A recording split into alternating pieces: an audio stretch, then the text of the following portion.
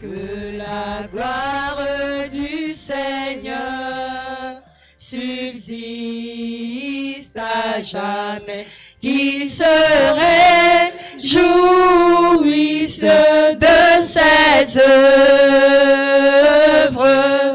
Que la gloire du Seigneur subsiste à jamais, qu'il se réjouisse de ses œuvres.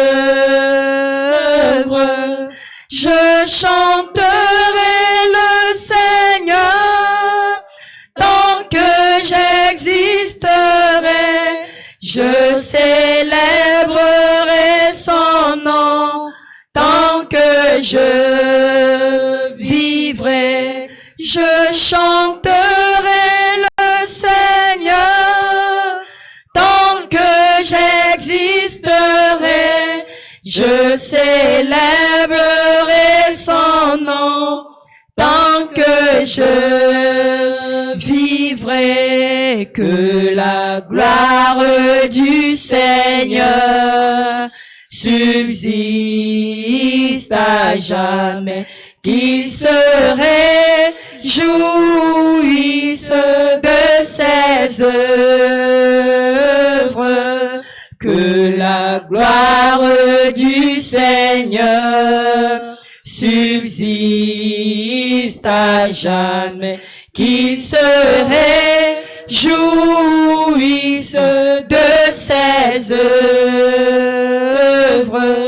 Je chanterai le Seigneur tant que j'existerai.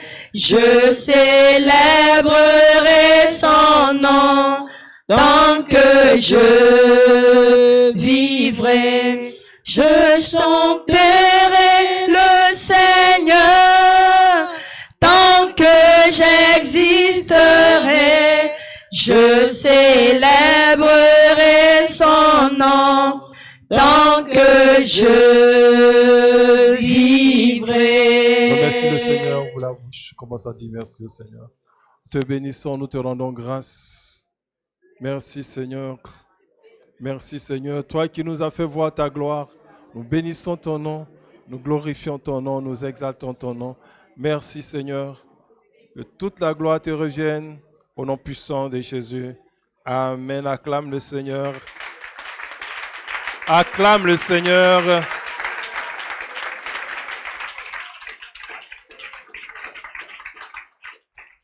Assieds-toi, baisse la tête. Nous allons prier.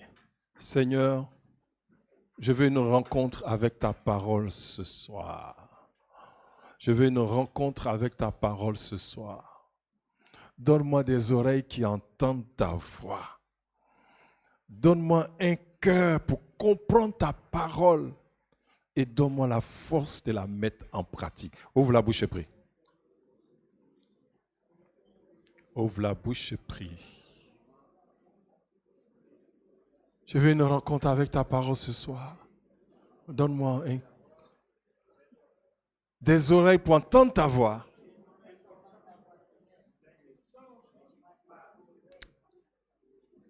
Un cœur pour comprendre ta parole. Et un esprit pour t'obéir. Te rendons gloire. Merci Seigneur, au nom puissant de Jésus-Christ de Nazareth. Amen. Bien-aimés, nous continuons notre série d'enseignements. Toujours les 7 semaines. Nous allons continuer aujourd'hui. Les 7 lois inconnues de la croix.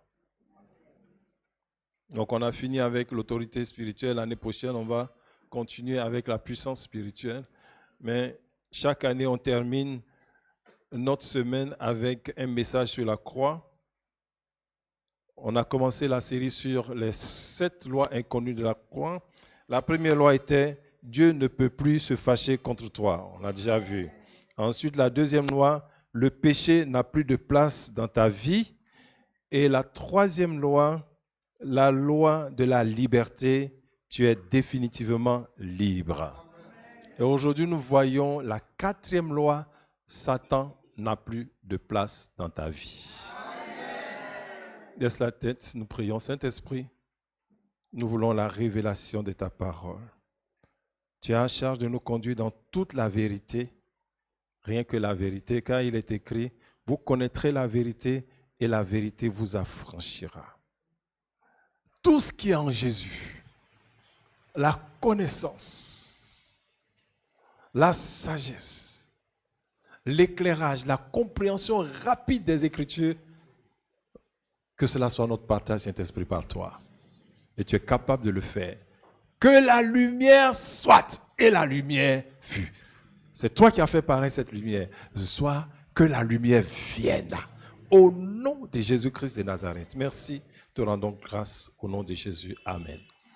Satan n'a plus de place dans ta vie. On va commencer aujourd'hui et on va terminer vendredi prochain. Parce que là, je pensais pouvoir terminer en un seul enseignement, mais c'est important que tu comprennes toutes ces choses.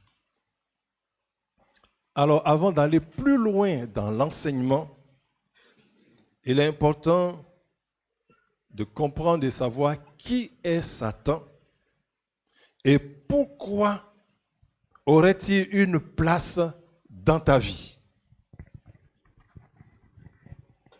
Qui est Satan? Lisons pour cela Matthieu 4, 1 à 11. Matthieu 4, 1 à 11.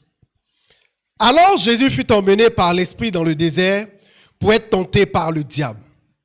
Après avoir jeûné 40 jours et 40 nuits, il eut faim. Le tentateur s'étant approché lui dit, « Si tu es fils de Dieu, ordonne que ces pierres deviennent des pains. » Jésus répondit, « Il est écrit, l'homme ne vivra pas de pain seulement, mais de toute parole qui sort de la bouche de Dieu. » Le diable le transporta dans la ville sainte, le plaça sur le haut du temple et lui dit, « Si tu es fils de Dieu, jette-toi en bas, car il est écrit, il donnera des ordres à ses anges à ton sujet, et ils te porteront sur les mains, de peur que ton pied ne heurte contre une pierre. » Jésus lui dit, « Il est aussi écrit, tu ne tenteras point le Seigneur ton Dieu. » Le diable le transporta encore sur une montagne très élevée, lui montra tous les royaumes du monde et leur gloire, et lui dit, « Je te donnerai toutes ces choses si tu te prosternes et m'adores. » Jésus lui dit, « Retire-toi, Satan, car il est écrit, tu adoreras le Seigneur ton Dieu et tu le serviras lui seul. » Alors le diable le laissa, et voici, des anges vinrent auprès de Jésus et le servaient. Amen. Dans ce passage, on voit 3 mots qui désignent la même personne. Le diable. Et le diable est répété, si je compte bien, 3 ou 4 fois. Le diable. Le diable. Ensuite, la Bible parle du tentateur. Et au verset 10, Jésus mentionne Satan. D'abord, il est curieux que,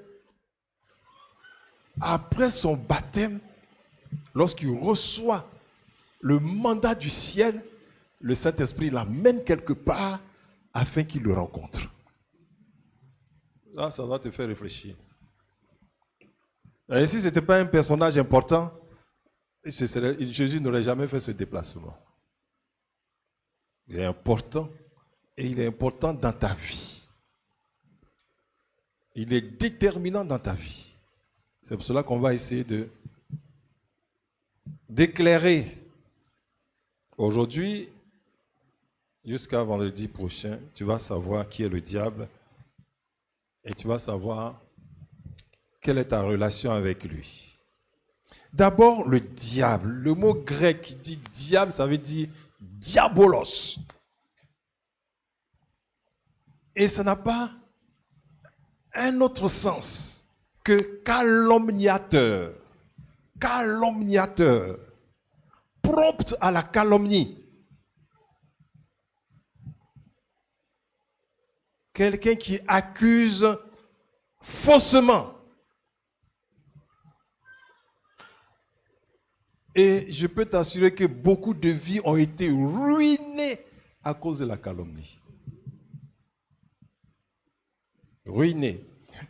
Et calomnier, si tu vas chercher dans le dictionnaire, il dit quoi? C'est une accusation mensongère qui blesse la réputation de quelqu'un. Mais je te dis que si Satan a menti sur toi, il faut que ce mensonge quitte ta vie là. Ce n'est pas Jésus qui te sauve. Ce mensonge-là, ça va te détruire. D'ailleurs, comment est-il arrivé à la croix? Une calomnie. La Bible dit que Pilate savait que c'est par envie qu'ils l'ont livré.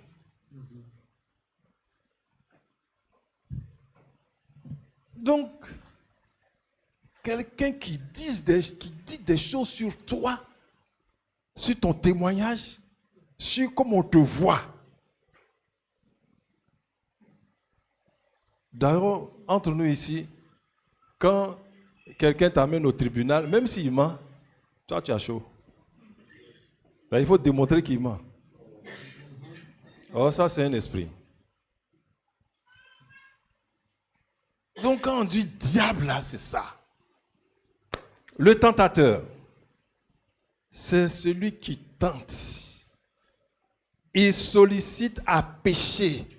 Il te met dans les conditions où le péché est une bonne chose. C'est ce que ça veut dire. Où le péché est une bonne chose. Ça, c'est son rôle. Et on a dit 3 mots. On a dit diable, tentateur, Satan.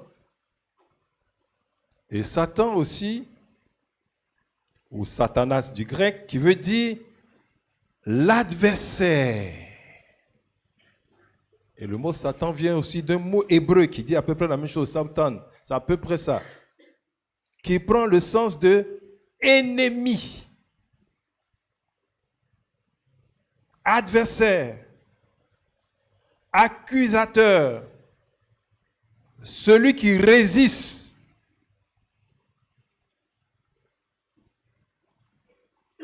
Donc, vous voyez ces 3 flèches. Premièrement, la calomnie. Deuxièmement, on te tente. Et troisièmement, il accuse. Et il se positionne comme un ennemi. Voyons ces activités dans quelques passages. Genèse 3, 1 à 6. Genèse 3, versets 1 à 6. Le serpent était le plus rusé de tous les animaux des champs que l'Éternel Dieu avait fait. Il dit à la femme, Dieu a-t-il réellement dit, vous ne mangerez pas de tous les arbres du jardin? La femme répondit au serpent, nous mangeons du fruit des arbres du jardin. Mais quant au fruit de l'arbre qui est au milieu du jardin, Dieu a dit, vous n'en mangerez point et vous n'y toucherez point de peur que vous ne mouriez. Alors le serpent dit à la femme, vous ne mourrez point, mais Dieu sait que le jour où vous en mangerez, vos yeux s'ouvriront et que vous serez comme des dieux connaissant le bien et le mal. Verset 1. Allons-y, verset 1. Verset 1. Le serpent était le plus rusé. 1b. Dieu a-t-il réellement dit, vous ne mangerez pas de tous les arbres du jardin? Voilà. Ça, c'est provocateur. Et ça a en même temps une tentation à critiquer Dieu. Il y a beaucoup de personnes comme ça. Ils disent une phrase, au moment où tu te rends compte que vous êtes en train de critiquer quelqu'un. Pour rien. Hein? Donc aujourd'hui, attends, peut-être que quand on va voir tout ça, tu verras que ce n'est pas un rêve que le diable travaille. C'est devant toi. On va voir son activité en rêve.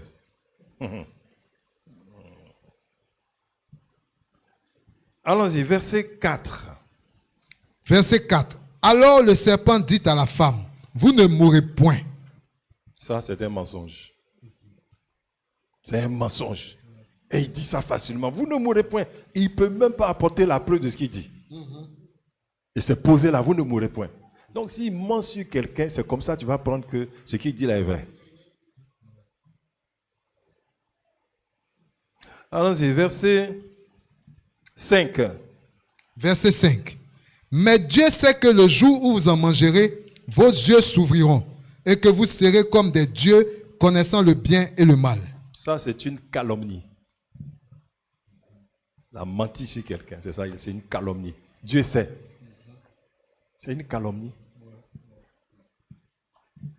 Donc, ici, on voit qu'il a utilisé, il a tenté, il a menti, il a calomnié.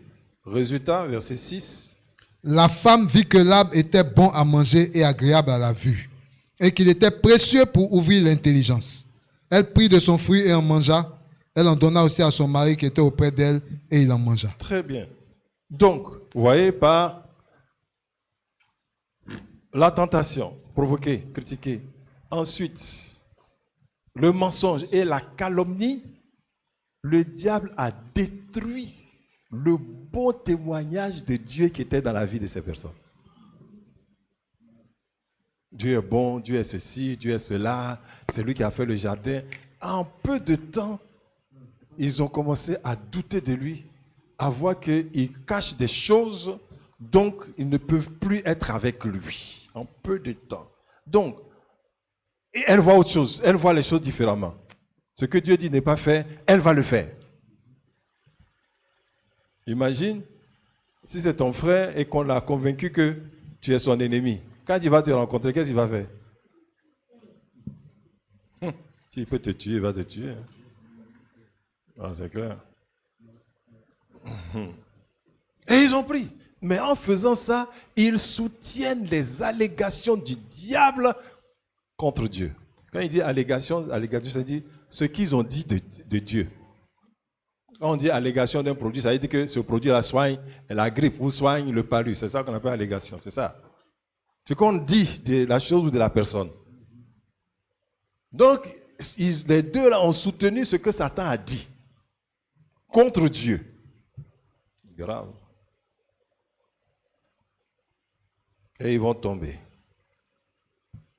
Continuons avec Job 1, 6 à 12. Et puis 21 à 22. Job 1, 6 à 12, verset 6. Or, les fils de Dieu vinrent un jour se présenter devant l'Éternel. Et Satan vint aussi au milieu d'eux. L'Éternel dit à Satan, d'où viens-tu? Et Satan répondit à l'Éternel, de parcourir la terre et de m'y promener. Déjà, vous voyez qu'il a là. Il est sur la terre et il doit parcourir, il peut promener. On verra qu'il a ce droit. Parce qu'il est devenu un homme fort. On verra ce qu'on appelle un homme fort. Il a le droit de circuler sur la terre et de voir ce qui se passe. Allons-y. Verset 8. L'Éternel dit à Satan, as-tu remarqué mon serviteur Job? Et pendant que tu te promènes, est-ce que tu as remarqué mon serviteur Job? Parce que chaque fois qu'il fait ça, il va devant là-bas et dit, tu as vu cette famille-là? Tu as vu ce qu'ils font? Ils méritent qu'on les détruise. On verra ça après dans l'Apocalypse. Allons-y. Il n'y a personne comme lui sur la terre. Ah oui. C'est un homme intègre et droit, craignant Dieu et se détournant du mal. Et Satan répondit à l'Éternel, est-ce d'une manière désintéressée que Job craint Dieu? Ne l'as-tu pas protégé, lui, sa maison et tout ce qui est à lui? Tu as béni l'œuvre de ses mains et ses troupeaux couvrent le pays. Mais étends ta main, touche à tout ce qui lui appartient. Je suis sûr qu'il te maudit en face. Verset 12. L'Éternel dit à Satan, voici, tout ce qui lui appartient, je te le livre. Seulement, ne porte pas la main sur lui. C'est bon. Mais qu'est-ce qu'il vient de faire? Il vient de calomnier Job. Quand Dieu dit, et quand Dieu dit ça, c'est qu'il veut faire une bonne chose dans la vie de la personne. Amen. Mais Satan dit, stop, je m'oppose. Objection. Non. Objection. Parce que ce que tu dis là, c'est pas vrai qu'il t'aime véritablement. Il t'aime à cause de tout ce que tu lui as donné. Donc c'est facile pour tout le monde de t'aimer, ça, c'est pas aimer ça. Dieu est un juste juge. Je dis, bon, je le pense. Parce que Dieu, il est véridique et il pense. Quand il dit Job est juste, donc il peut donner à Satan de prouver que Job est juste. Parce que Dieu est un Dieu de vérité. Amen. Hein? Et il obtient ça. Tu arrives au verset 12. Verset 21 à 22. Verset 21 à 22. Et dit, je suis sorti nu du sein de ma mère, et nu je retournerai dans le sein de la terre. L'Éternel a donné et l'Éternel a ôté. Que le nom de l'Éternel soit béni. En tout cela, Job ne pécha point et n'attribua rien d'injuste à Dieu. Voilà. Continuons. Donc, Job n'a pas péché. Et il témoigne que ce qu'on a dit de lui, ce que Dieu a dit de lui est vrai. Toi-même, tu es ton propre juge et avocat en fonction de ton comportement que tu as tous les jours. Quand tu pries là, c'est une requête. C'est toi qui demandes à Dieu de te regarder. Et lui, il dit non, celui-là, tu ne peux pas le regarder. Hein. Il est à moi. Il est à moi. Tu ne peux pas. Si tu dois lui donner, il faut que ça passe par moi d'abord.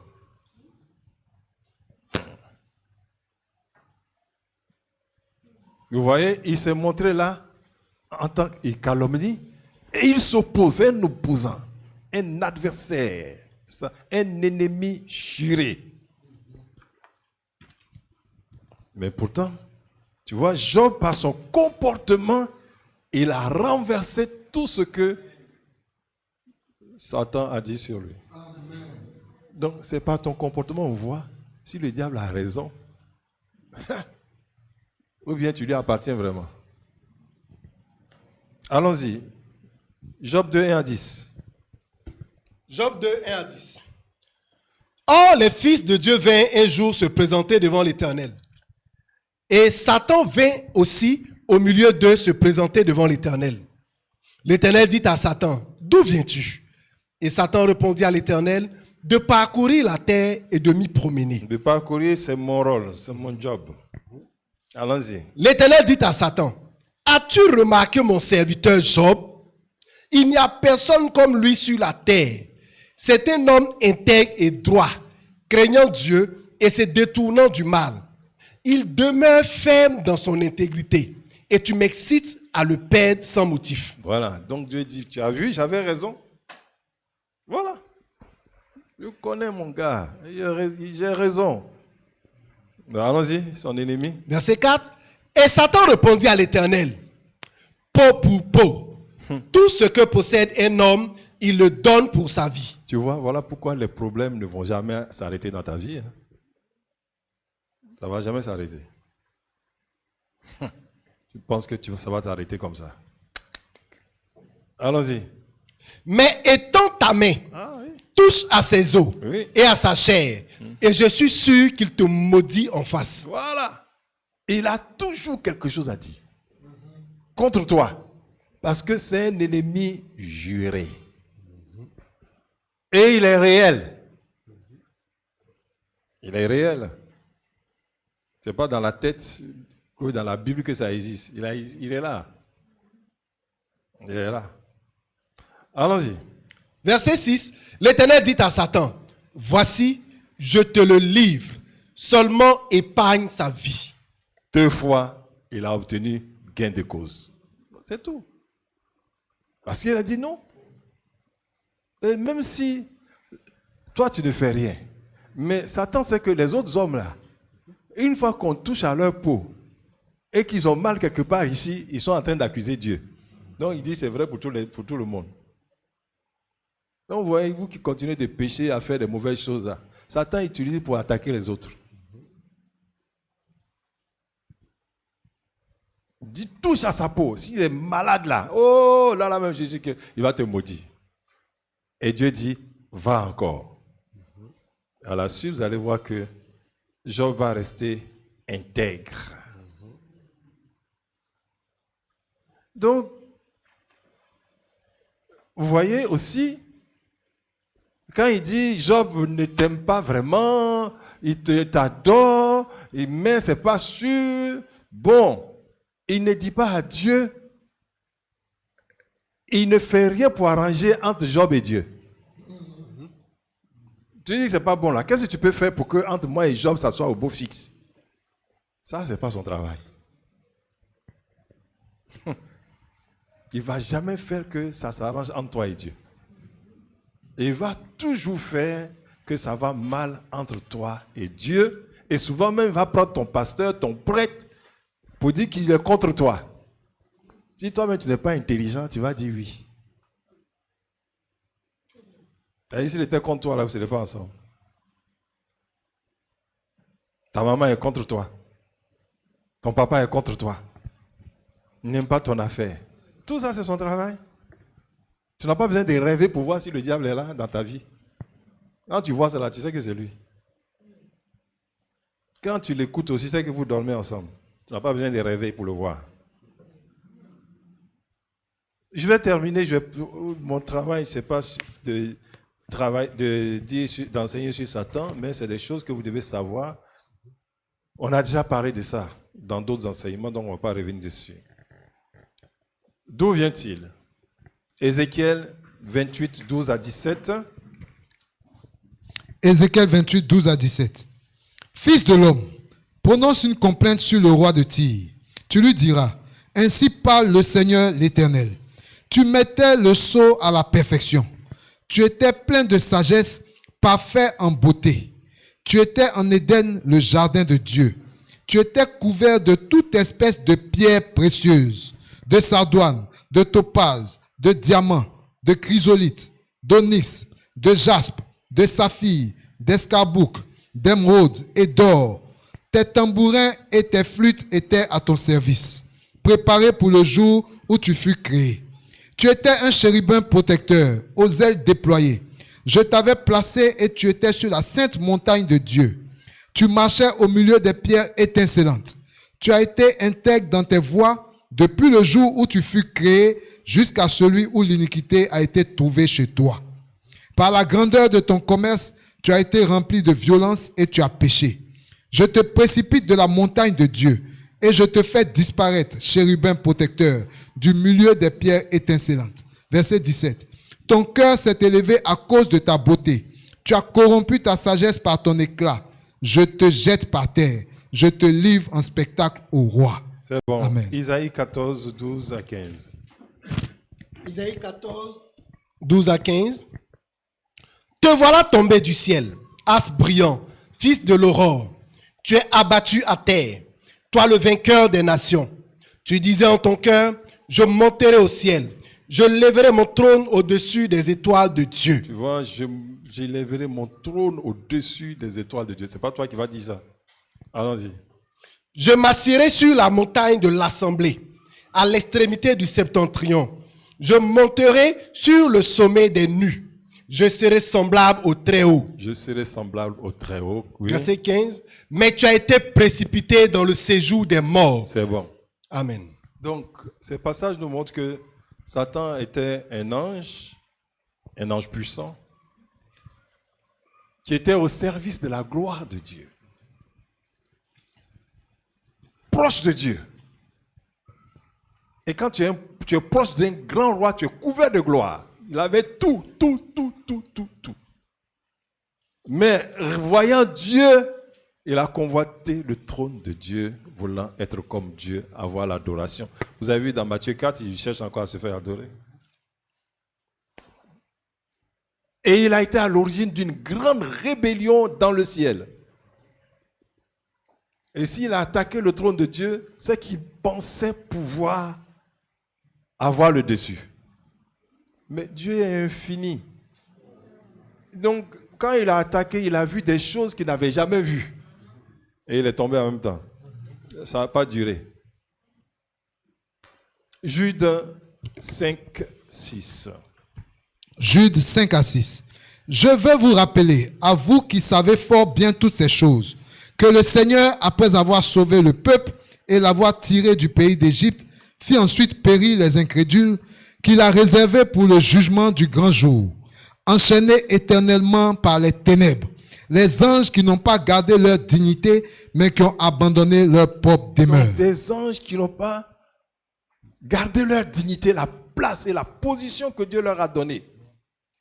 Ils ont quitté ça pour faire autre chose. Dieu les a enchaînés en même temps et jetés dans les ténèbres. Tout ça avec leur chef Satan. Bien. Nous continuons. Quelle place a-t-il dans la vie des êtres humains? Ils ont fait leur part là-bas en haut, on ne sait pas là. Maintenant, comment se fait-il que ça arrive vers nous?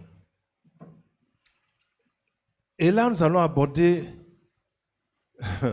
une notion très, très, très, très importante que souvent on laisse tomber. C'est le concept de l'homme fort. C'est ce que Jésus dit même. Personne ne peut entrer dans la maison d'un homme fort, lier ses biens, piller ses biens sans avoir lié. L'homme fort. Là où tu es, ta vie se trouve dans les mains d'un homme fort.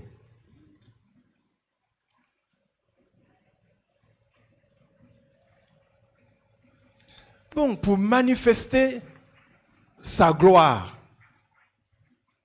et se révéler dans toute la création, l'Éternel utilise des hommes forts.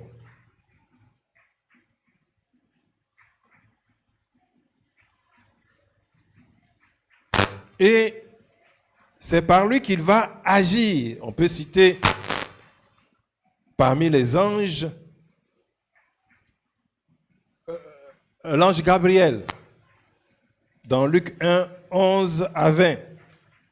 Donc parmi les hommes forts, vous avez des êtres humains et aussi dans le ciel, Dieu a établi des personnages puissants aussi, comme on appelle hommes forts entre guillemets. Luc 1, 11 à 20. Luc 1, 11 à 20. Alors un ange du Seigneur apparut à Zacharie et se tint debout à droite de l'autel des parfums. Zacharie fut troublé en le voyant et la frayeur s'empara de lui. Mais l'ange lui dit, « Ne crains point, Zacharie, car ta prière a été exaucée. Ta femme Élisabeth t'enfantera un fils et tu lui donneras le nom de Jean. Il sera pour toi un sujet de joie et d'allégresse, et plusieurs se réjouiront de sa naissance, car il sera grand devant le Seigneur. Il ne boira ni vin, ni liqueur enivrante, et il sera rempli de l'Esprit Saint dès le sein de sa mère. Il ramènera plusieurs des fils d'Israël au Seigneur, leur Dieu. Il marchera devant Dieu avec l'esprit et la puissance d'Élie pour ramener les cœurs des pères vers les enfants et les rebelles à la sagesse des justes, afin de préparer au Seigneur un peuple bien disposé. Très bien. Si ce n'est pas un personnage très puissant, celui-là ne peut pas quitter le ciel, rentrer dans le temple et parler directement à Zacharie. On n'est pas dans le même monde. On est des êtres différents. Mais lui, il est capable de venir et d'apparaître et de dire ces choses-là à Zacharie, annonçant l'arrivée d'un autre homme fort. Il s'appelle Jean-Baptiste qui va venir et que Dieu va utiliser. Donc tu vois bien que la vie de beaucoup d'Israélites sera dans les mains de Jean-Baptiste. C'est ça. Ça sera dans les mains de Jean-Baptiste. Allons-y. Verset 18. Zacharie dit à l'ange, à quoi reconnaîtrais-je cela? Wow. Car je suis vieux et ma femme est avancée en âge. Voilà. Il ne sait pas à qui il a fait. C'est vrai pour les anges aussi, mais c'est vrai aussi pour les individus que tu as sur la terre. Tu ne sais pas à qui tu as fait. Tu as fait un homme fort, tu ne sais pas. Il ne sait pas à qui il a fait. Et il prend sa conversation. Et c'est la rhétorique qui m'a parlé. Moi aussi, je réponds. Mais regarde la suite. L'ange me répondit, je suis Gabriel. Je me tiens devant Dieu. Je suis Gabriel. Je suis un collaborateur direct du Très-Haut. Donc, je sors devant la face de Dieu. Amen. Et c'est comme ça que tu me parles. Continue. J'ai été envoyé pour te parler et pour t'annoncer cette bonne nouvelle. Donc, Dieu ne s'est pas déplacé, il a envoyé Gabriel pour te parler, pour t'annoncer ça. Ce qu'il va faire, Il annonce un homme fort qui va apparaître aussi. Et voici ce que cet homme fort va faire. La destinée de beaucoup d'enfants sont dans les mains de cet homme fort qui va naître.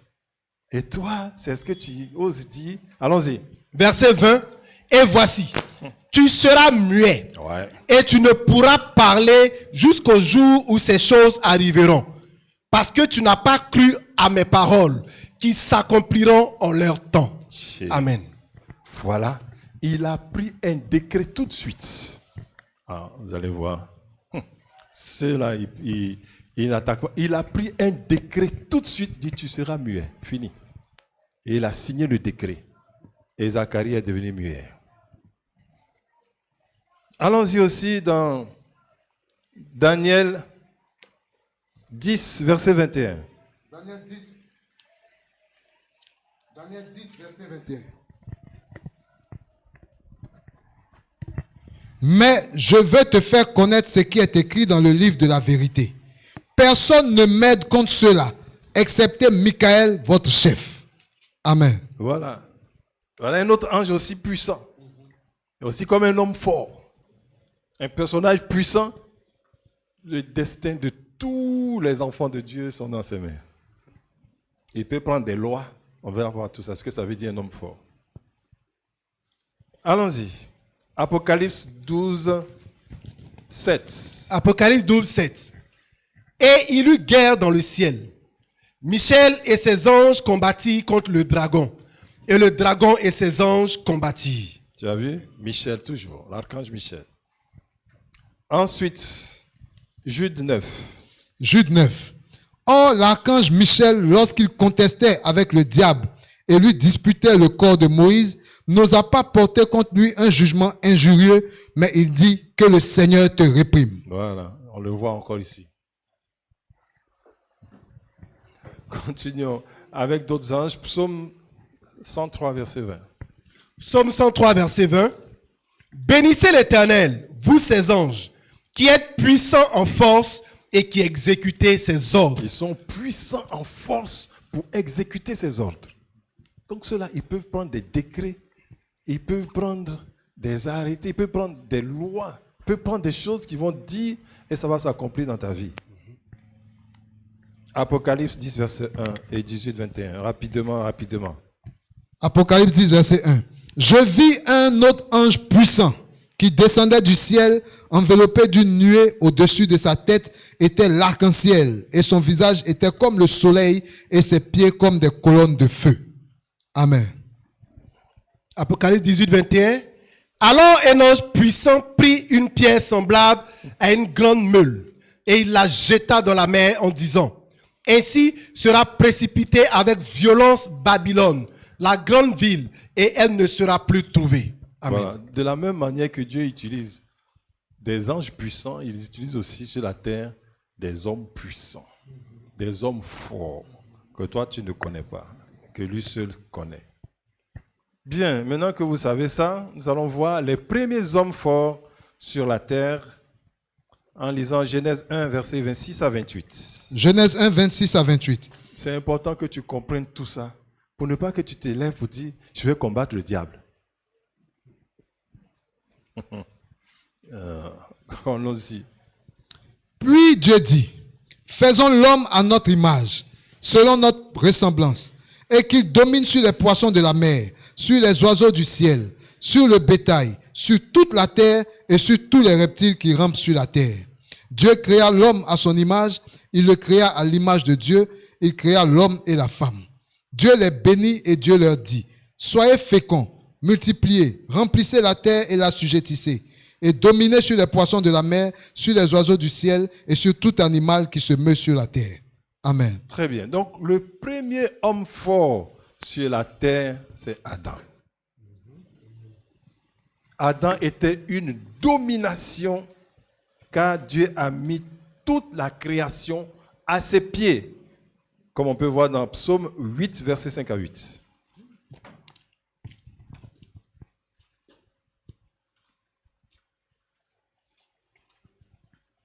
Tu l'as fait de peu inférieur à Dieu et tu l'as couronné de gloire et de magnificence. Verset suivant. Tu lui as donné la domination sur les œuvres de tes mains. Tu as tout mis sous ses pieds. C'est ça, Seigneur. Qu'est-ce que l'homme pour que tu penses à lui? Psaume 8, c'est ça. Il a mis tout sous ses pieds. Parlant d'Adam, il faut que tu saches ça pour savoir comment tu peux mener un combat spirituel. Vas-y, tout part de là. Allons-y, Genèse 2, 15 à 19. Genèse 2, 15 à 19. L'Éternel Dieu prit l'homme et le plaça dans le jardin d'Éden pour le cultiver et pour le garder. L'Éternel Dieu donna cet ordre à l'homme. Tu pourras manger de tous les arbres du jardin, mais tu ne mangeras pas de l'arbre de la connaissance du bien et du mal. Car le jour où tu en mangeras, tu mourras. L'Éternel Dieu dit, il n'est pas bon que l'homme soit seul. Je lui ferai une aide semblable à lui. Verset 19. L'Éternel Dieu forma de la terre tous les animaux des champs et tous les oiseaux du ciel. Et il les fit venir vers l'homme pour voir comment il les appellerait, et afin que tout être vivant portât le nom que lui donnerait l'homme. Très bien. Adam était un homme fort. Dans le jardin, il avait toutes les richesses, en plus de la grâce et de la faveur de Dieu sur sa vie. Et il jouissait aussi de la présence de Dieu en permanence. Le dessein, c'est-à-dire ce que toi tu vas devenir plus tard, la volonté de Dieu te concernant, me concernant, tout ce qui concerne la création, les plantes, tout était dans Adam. Ouais. Il pouvait décider de ce qu'il voulait. Et donc, toute la volonté, toute la puissance de Dieu s'exerçait en lui. Pour cela, Dieu va l'investir de force, d'autorité et de puissance. À ce titre, Adam pouvait légiférer. Ça, je pense que les juristes comprennent. Adam pouvait légiférer. Adam pouvait décréter. Et Adam pouvait arrêter. Quand on dit autorité, domination, c'est ça. Tu ne vas pas prendre un bois par le taper pour dire que tu le combats. Qu'est-ce que ça veut dire légiférer?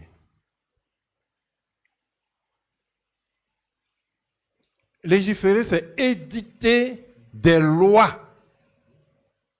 Et vous voyez, dans ce pays-là, dans tous les pays, c'est la loi qui dirige tout. Tu as beau être quoi. Quand c'est la loi, c'est la loi. Mais imagine un démon qui sort une loi sur toi. On va délivrer en vain.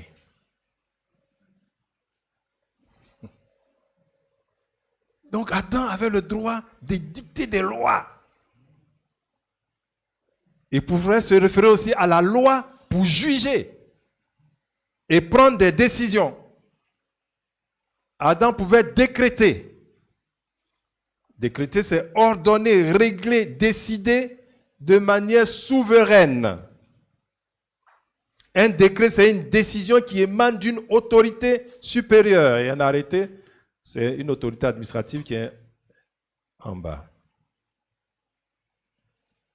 Reprenons Genèse 2, 19 à 20. Genèse 2, 19 à 20. L'Éternel Dieu forma de la terre tous les animaux des champs et tous les oiseaux du ciel.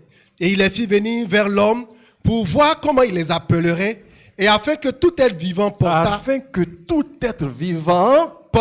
le nom que lui donnerait l'homme. Que lui donnerait l'homme. Ah, c'est quoi ça? Adam sort et signe. Moi, Adam, je signe aujourd'hui. Toi, tu t'appelles antilope. Moi, je signe aujourd'hui. Toi, tu t'appelles éléphant. Et partout, ça va passer, tu seras éléphant. Amen. Personne ne peut changer ça. C'est ça. C'est ça qui dit on n'a pas à lutter contre la chair et le sang, mais contre les dominations. Ensuite, tu as lu jusqu'à quoi? J'ai lu seulement le verset 19. Continue alors. Verset 20. Et l'homme donna des noms à tout le bétail, aux oiseaux du ciel et à tous les animaux des champs. Mais pour l'homme, il ne trouva point d'aide semblable à Il lui. ne pouvait pas sortir une loi pour lui-même. Il faut une autorité supérieure. Ouais. Il faut une autre loi pour lui. Ah, c'est ça. Si le monde, la Côte d'Ivoire même est dirigée par des lois, Et c'est le royaume des cieux. Tu te lèves, tu dis, j'ai fait ça, j'ai dit ça. Sur quoi tu te bases pour dire et pour faire? Quelle position Dieu t'a donnée dans le royaume? Genèse 2, 23. Genèse 2, 23. Et l'homme dit, voici cette fois celle qui est os de mes os et chair de ma chair. On l'appellera femme parce qu'elle a été prise de l'homme. Très bien. Donc Adam a sorti 2 décrets dans le jardin. Son premier décret, c'était la nomination des animaux. Deuxième décret, c'est Ève, la place d'Ève à côté de lui. Mais l'Éternel aussi, il avait fait déjà des lois. La première loi, c'est faisons l'homme à notre image et selon sa ressemblance. Et c'est dans ça qu'Adam agit. Il agit dans la loi de Dieu. Ensuite, Dieu va donner une autre loi. Genèse 2, 16, tu pourras manger, 16 à 17, tu pourras manger de tous les arbres du jardin, mais quant à l'arbre de la connaissance du bien et du mal, tu n'en mangeras pas, car le jour où tu mangeras, tu mourras. Ça, c'est une loi. Et Satan dit, tu peux briser la loi. Tiens. Mais ça émane de qui? L'autorité suprême. Si tu connais la loi, tu ne peux pas dire ça. Ensuite, Dieu a pris aussi une autre loi, Genèse 2, 18. Il n'est pas bon que l'homme soit seul. Ça, c'est la loi du mariage. Dans ça, dans la loi, tu dois sortir des décrets d'application qui te concernent. On dit, pourquoi tu veux te marier? Parce qu'il est dit, il n'est pas bon que l'homme soit seul. C'est tout ce que tu sais dire. Et pourquoi il a dit ça? Dans quel but a-t-il dit ça? Quel objectif il veut atteindre quand il dit ça? Et toi, quand tu rentres dans le mariage, toi aussi, tu vas prendre des décrets. Et tu vas faire aussi des arrêtés. Mais tu vas tirer tes décisions que tu prends dans ton foyer, là, ça vient d'où? Ça doit venir de la loi de Dieu. Voilà pourquoi ton foyer ne tient pas. Allez, tu te décides, vous dites, j'ai fait ça. Toi, la femme, tu dois... Mais quand tu dois parler à ta femme, dire des choses, regarde dans la loi, qu'est-ce que la loi dit de ta femme? Et non, télé, vous dites, sois soumise. Tu es une femme rebelle. Et que toi, là, tu n'as pas d'autorité. Une autorité parle avec la loi. Donc, tu vois que toute décision qu'Adam devait prendre devait être en droite ligne avec la loi de Dieu. Amen. Le jour où ils ont pris une décision en dehors de la loi de Dieu, fini. Alors pourquoi on parle de ça? De la même manière, tu as vu que l'ange Gabriel, il a pris un décret sur Zacharie. Imagine, ce sont les autres anges qui sont tombés avec leur titre. Eux aussi, ils fonctionnent de la même manière. On va voir la chute d'Adam et la servitude du péché. Le jour où Adam, sous l'instigation du diable, a brisé la loi de Dieu, ce jour-là, il a tout perdu, il est hors la loi. Ouais. Parce que tout ce qu'il devait recevoir, ça vient de la loi. Mais il a brisé, il est sorti hors de la loi. Donc, qu'est-ce qu'il a perdu? Premièrement, il a perdu sa dignité royale de fils de Dieu. Deuxièmement, il a perdu la domination sur la création. C'est les lois qui font pousser les plantes, c'est les lois qui font que ça va produire des fruits, etc., etc. Troisièmement, il a perdu la vie éternelle, la vie Zoé de Dieu. On a déjà vu ça en long et en large. Quatrièmement, il a perdu les richesses du jardin et la gloire de Dieu qui était sur lui. Cinquièmement, il a perdu la présence de Dieu, source de grâce et de faveur. Qu'est-il devenu? Un être vulnérable et mortel. Il est devenu asservi aux choses de la nature sur lesquelles il dominait auparavant par la loi. Il a tout perdu. En plus, le jugement de Dieu et la condamnation sont venus sur lui. Genèse 3, 14 à 19. Genèse 3, 14 à 19.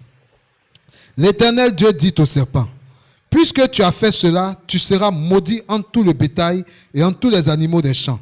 Tu marcheras sur ton ventre et tu mangeras de la poussière tous les jours de ta vie.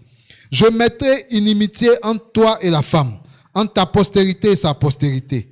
Celle-ci t'écrasera la tête et tu lui blesseras le talon. » Il dit à la femme, « J'augmenterai la souffrance de tes grossesses.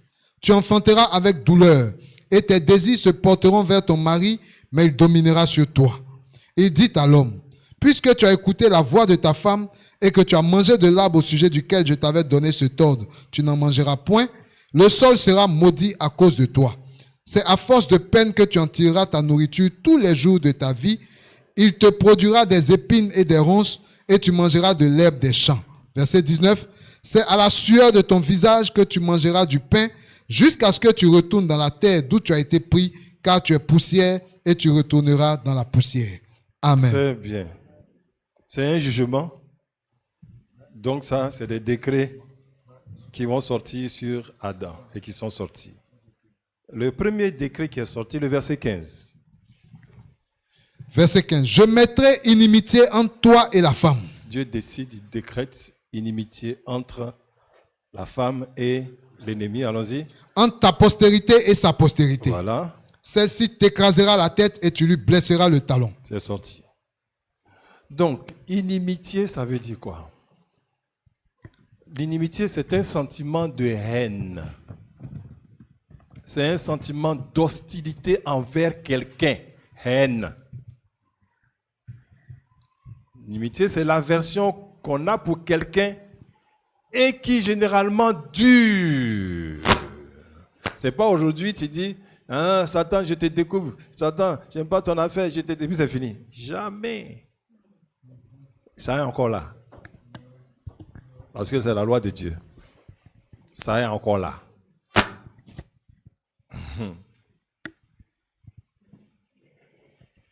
Quand on dit aversion, ça veut dire une haine violente. Donc l'inimitié est une violente adversité. On a vu l'adversité, hein, c'est quelqu'un qui est contre toi, contre tes intérêts et qui s'oppose à toi. C'est ça.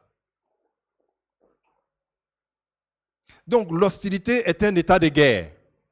Donc il y a la guerre entre la postérité de la femme et celle du serpent. Donc tu es en guerre là où tu es là.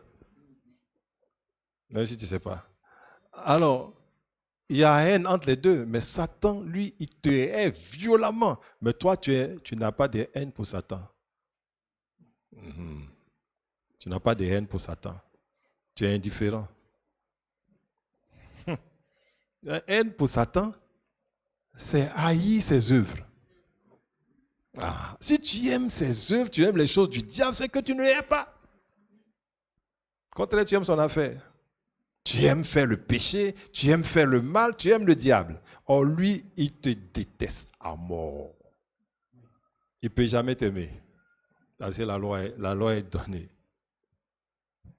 Donc, à cause du péché et du jugement de Dieu, Satan est devenu l'ennemi juré de l'être humain. L'ennemi juré, ça veut dire, il est sur toi.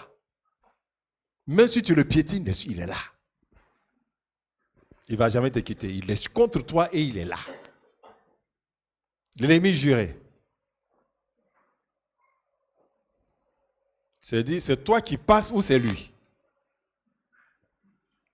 Ensuite, il est l'ennemi attitré de la race humaine, l'adversaire attitré. Attitré veut dire qu'il a un rôle, que c'est quelqu'un qui a un rôle, quelqu'un qui est chargé d'une fonction, d'un rôle dans ta vie, attitré. Il a le droit de s'opposer à toi, il a le droit de te haïr, il a le droit de te calomnier, Il a le droit de dire des mauvaises choses sur toi. Il a tous les droits.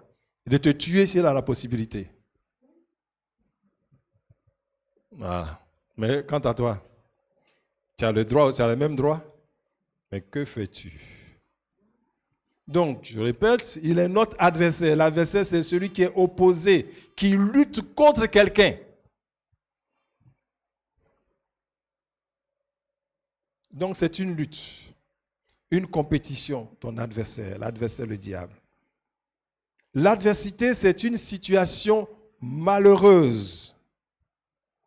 C'est l'état de celui qui est dans une épreuve sévère. Donc, quand tu es dans cette telle épreuve, tu n'as pas besoin de rêver pour voir si le diable est là. Tu sais qui seul peut s'opposer à toi et créer l'adversité.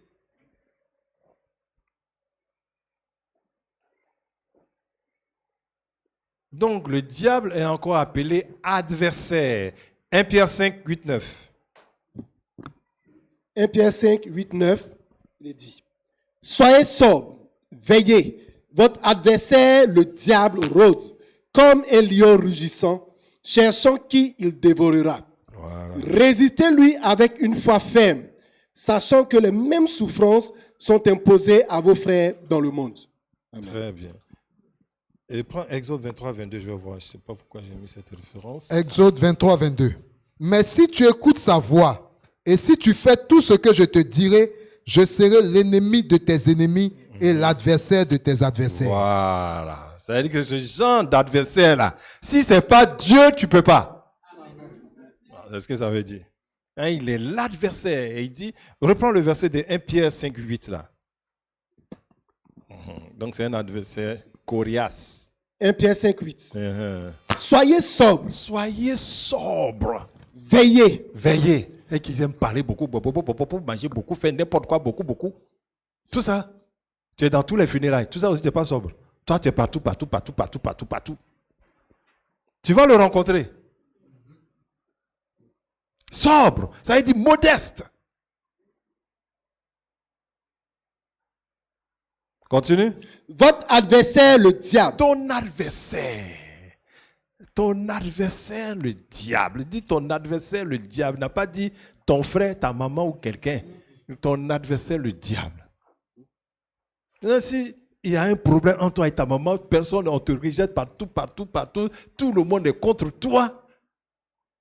Ce n'est pas un jugement que tu vas faire avec eux. Tu sais d'où ça vient. Tu dois aller confronter ça. C'est Dieu qui peut être l'adversaire de ton adversaire. Amen. Oh, Dieu aussi, tu n'aimes pas son affaire. Quand on dit venir prier, tu ne viens pas. Tu choisis les fêtes, les jours. Donc pour toi, le jour des fêtes, Satan est en congé. Satan, tu as donné des jours fériés à Satan.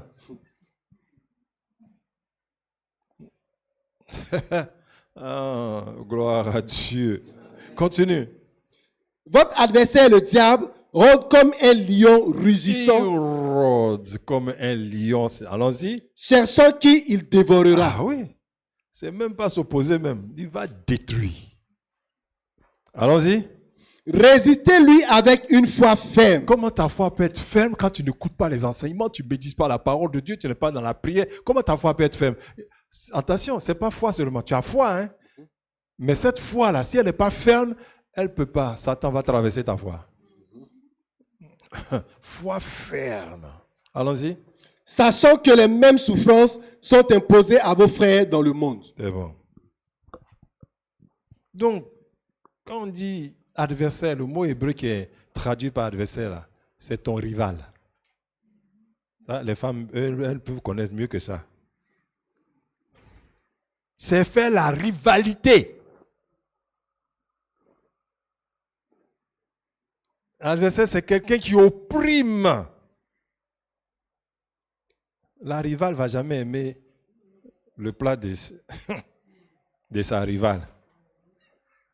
Il va dire, ma rivale, tu prépares bien, ça je reconnais. Ah, tu es bête. C'est toi ou elle. Donc c'est un rival. Et quand on a un rival, on ne joue pas avec. C'est-à-dire, lui, il t'attrape, il va t'opprimer. Ensuite, qu'est-ce qu'il fait encore? Il assiège. Il assiège. Vous voyez, avant quand on fait la guerre, là, quand on assiège une ville, on fait, comment on appelle ça? Le tour. Qu'est-ce que le tour? On bloque la ville. Les soldats entourent la ville. Personne ne peut sortir. Personne ne peut entrer aussi. Et quand c'est comme ça, la nourriture n'entre pas. L'eau ne peut pas entrer. Il coupe l'eau. C'est ça qu'on appelle faire le siège. Dans ta vie, il y a souvent des temps où Satan fait le siège.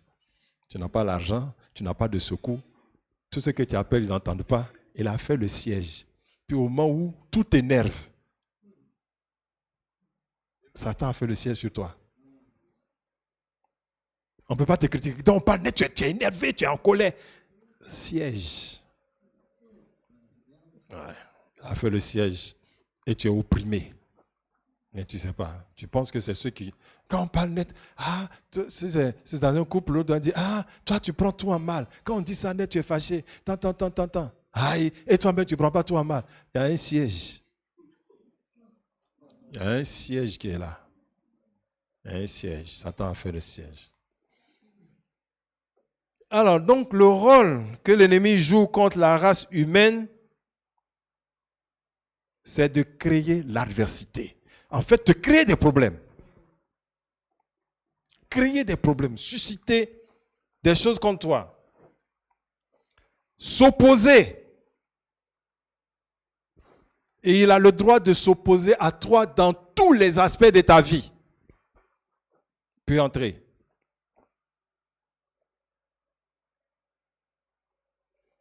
Pour cela, je peux vous dire qu'il y a deux choses, deux adversités. La première adversité vient du péché, qui est lié à la condition humaine elle-même. Genèse 3, 16 à 19. Genèse 3, verset 16 à 19. Ce n'est pas tout qui est Satan. Allons-y. Il dit à la femme, j'augmenterai la souffrance de tes grossesses. Ouais. Tu enfanteras avec douleur et tes désirs se porteront vers ton mari, mais il dominera sur toi. Donc ça, c'est lié au péché de la femme. Ça fait que tu n'as plus d'aide de Dieu. Donc c'est pourquoi il faut avoir comment on appelle ça? La révélation pour savoir d'où vient ton problème. Voilà, à cause de ton propre péché, Dieu s'est retiré de toi, tu luttes avec tes forces humaines et tes forces humaines ne peuvent pas enfanter correctement, sans danger. Voilà. Allons-y. Verset 17. Il dit à l'homme, puisque tu as écouté la voix de ta femme et que tu as mangé de l'arbre au sujet duquel je t'avais donné cet ordre, tu n'en mangeras point, le sol sera maudit à cause de toi. C'est à force de peine que tu en tireras ta nourriture tous les jours de ta vie. Donc le sol même va te résister. Parce que le sol ne te reconnaît plus comme un fils de Dieu. Tu es un pécheur. Et le pécheur n'a pas droit à la nourriture. Le pécheur n'a pas droit à la paix. Il doit souffrir. Donc la terre même s'oppose à toi. Alors qu'avant, Adam dominait la nature. Allons-y. Il te produira des épines et des ronces, et tu mangeras de l'herbe des champs. C'est à la sueur de ton visage que tu mangeras du pain, jusqu'à ce que tu retournes dans la terre d'où tu as été pris, car tu es poussière et tu retourneras dans la poussière. Donc il va lutter pour vivre et pour survivre, pour être en bonne santé. Il va lutter. Donc, avec tout ce qu'on a, tu connais ta faiblesse, tu connais les problèmes liés à la condition humaine, et il y a une voie de salut, tu ne rentres pas dedans. Tu joues avec.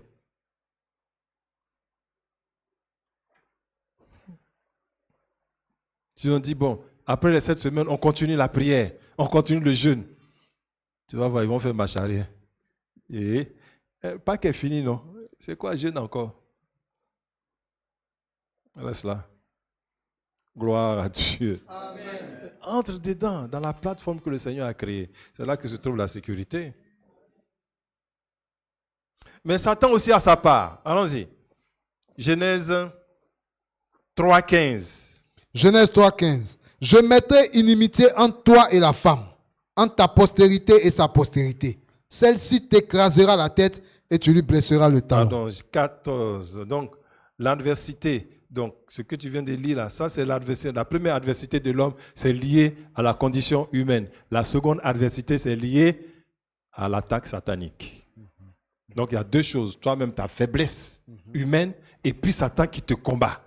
Donc, si tu étais fort dans le Seigneur, ça va suppléer la faiblesse humaine. Satan aurait du mal à te combattre. Mais tu es faible, humainement faible, parce que tu pêches et tu n'es pas sanctifié. Tu ne lis pas la parole de Dieu, tu es faible. Donc, pour t'avoir, c'est facile. Oui, c'est très facile. Satan, ça part. 14. Verset 14. L'Éternel Dieu dit au serpent, puisque tu as fait cela, tu seras maudit en tout le bétail et en tous les animaux des champs. Tu marcheras sur ton ventre et tu mangeras de la poussière tous les jours de ta vie. Très bien. Donc, Satan aussi est maudit. Il est maudit et il est condamné à mordre la poussière. Quand on dit mordre la poussière, c'est l'échec, la défaite. Amen, sans foi. Amen. Tu te bats contre un adversaire qui est déjà maudit. Et ensuite, lui aussi, il a l'inimitié. Il est condamné. Parce que l'être humain va détruire ses affaires. Donc lui-même, il a des problèmes. Il a des problèmes avec nous. Il doit s'arranger à ce que tu ne sois pas injuste. Parce que si tu es injuste, tu deviens un fils de Dieu, c'est dangereux pour lui. Donc, il doit te surveiller. Où tu vas? Est-ce que tu connais? Est-ce que tu as la foi véritablement? Il a intérêt.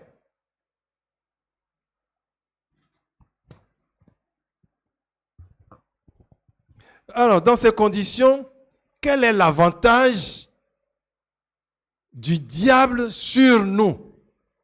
Est-ce qu'il a un avantage? Quel est l'avantage du malin sur les êtres humains? Bien-aimé, ce n'est rien d'autre que d'être l'auteur du péché. Il a été le premier à pécher. Il a tous les droits d'auteur. 1 Jean 3, 4, 8, allons-y. 1 Jean 3, 4, 8. Quiconque pêche transgresse la loi. Quiconque pêche transgresse la loi de Dieu. La loi de Dieu, on n'oublie pas, on est légiféré. On a des lois. Allons-y.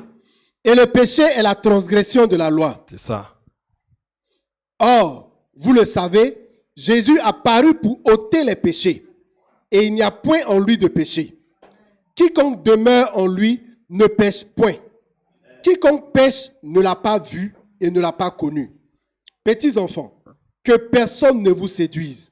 Celui qui pratique la justice est juste, comme lui-même est juste. Celui qui pêche est du diable. Celui qui pêche est quoi? Est du diable. Celui qui pêche est? Du diable. C'est très clair. Celui qui pêche est du diable. Le péché, c'est la transgression de la loi de Dieu. Donc, chaque fois que tu violes la parole de Dieu, tu es sous le couvert du diable. Tu es son employé. C'est ce que ça veut dire. Ou sinon, son esclave. C'est ce que ça veut dire.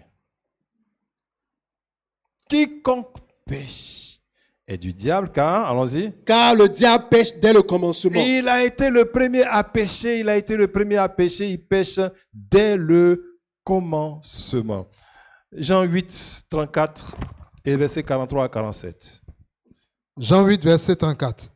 En vérité, je vous le dis, leur répliqua Jésus, quiconque se livre au péché est esclave du péché.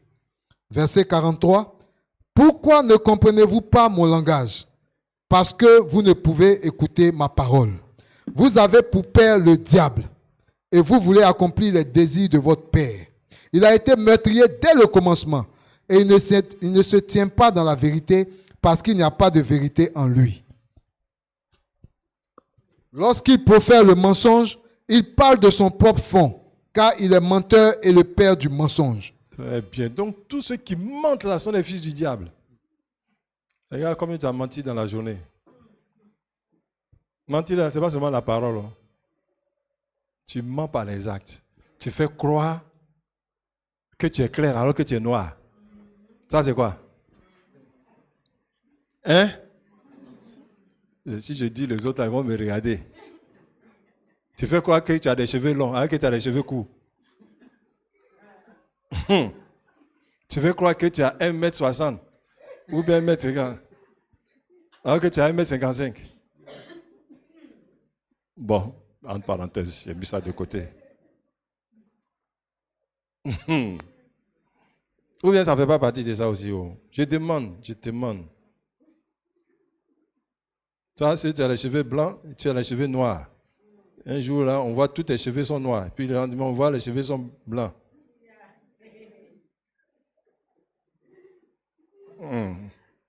Ça, c'est quoi? C'est la vérité. D'accord. Ok, c'est bon. Et il faut bien suivre ce genre de choses. Pardon. Il faut suivre ça. Vous ne pas dire, je suis rempli du Saint-Esprit, je m'avais, Satan, tu es mort, tu es foutu. Mort? Quelle loi tu respectes? Tu es sous quelle autorité?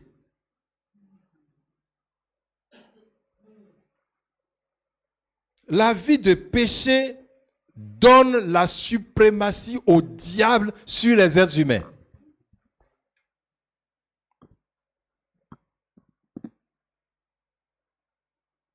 Prends 1 Jean 5, 19. Et puis on prend Hébreux 2, 14 à 15. 1 Jean 5, 19. Nous savons que nous sommes de Dieu et que le monde entier est sous la puissance du malin. Le monde entier est quoi? Sous la puissance du malin.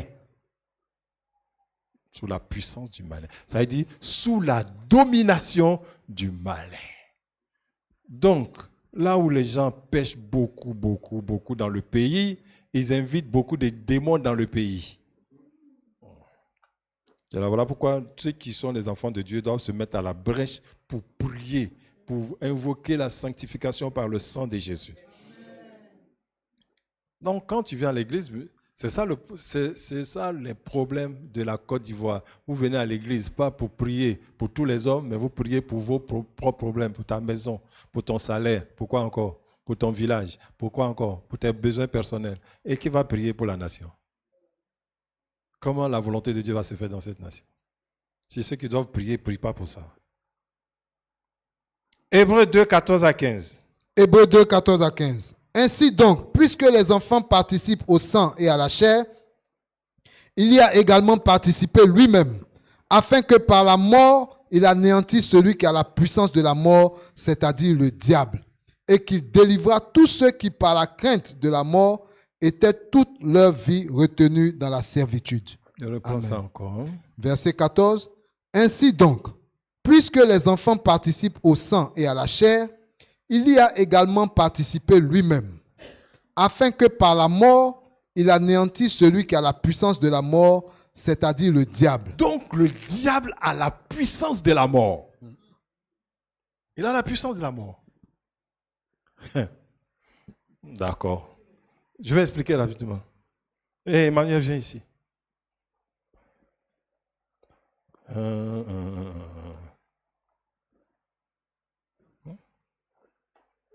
Qui je vais prendre pour... Ah, Cassie, viens. Dépêche-toi, je vais faire vite.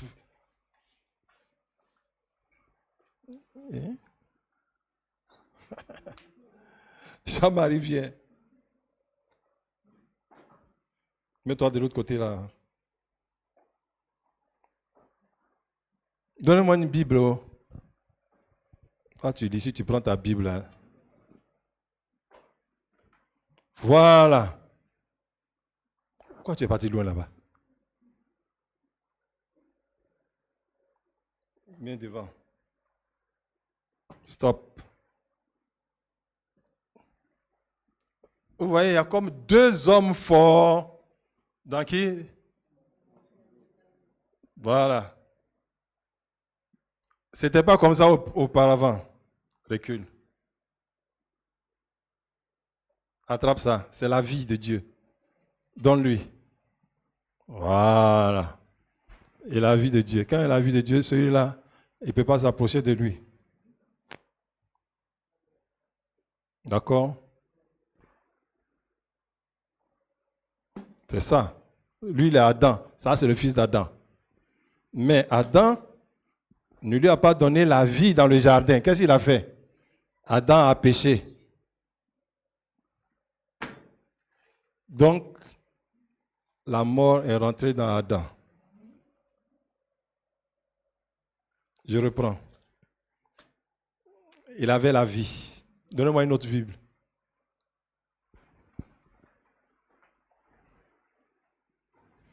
Voilà.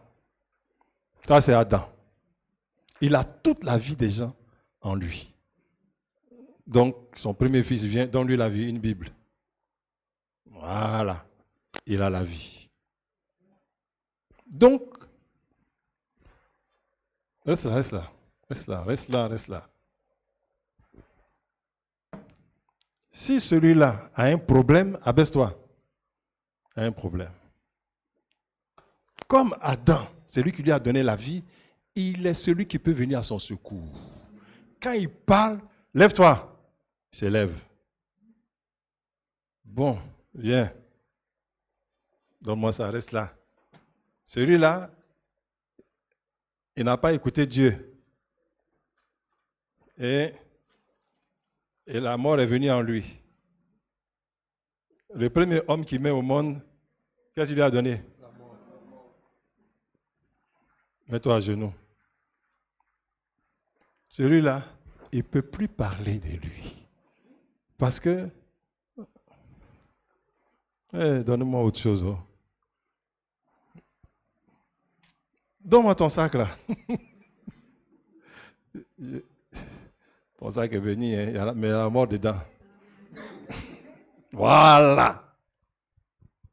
Voilà. Lui, il a le pouvoir de la mort. Fais comme si tu es devenu fou. Promène-toi, tourne-toi. Voilà, c'est bon. Appelle. Emmanuel, ne fais pas. Emmanuel. Il n'entend pas. Parce que celui-là, il lui dit, n'écoute pas. N'écoute pas. Et lui ne va pas écouter parce que ce qui est ici se trouve en Emmanuel. Oh, vraiment, vous là, vous êtes... Bon. Ça là, je ne sais plus comment vous expliquer encore. Vas-y, vous n'avez pas compris. Qui a compris? Qui n'a pas encore bien compris?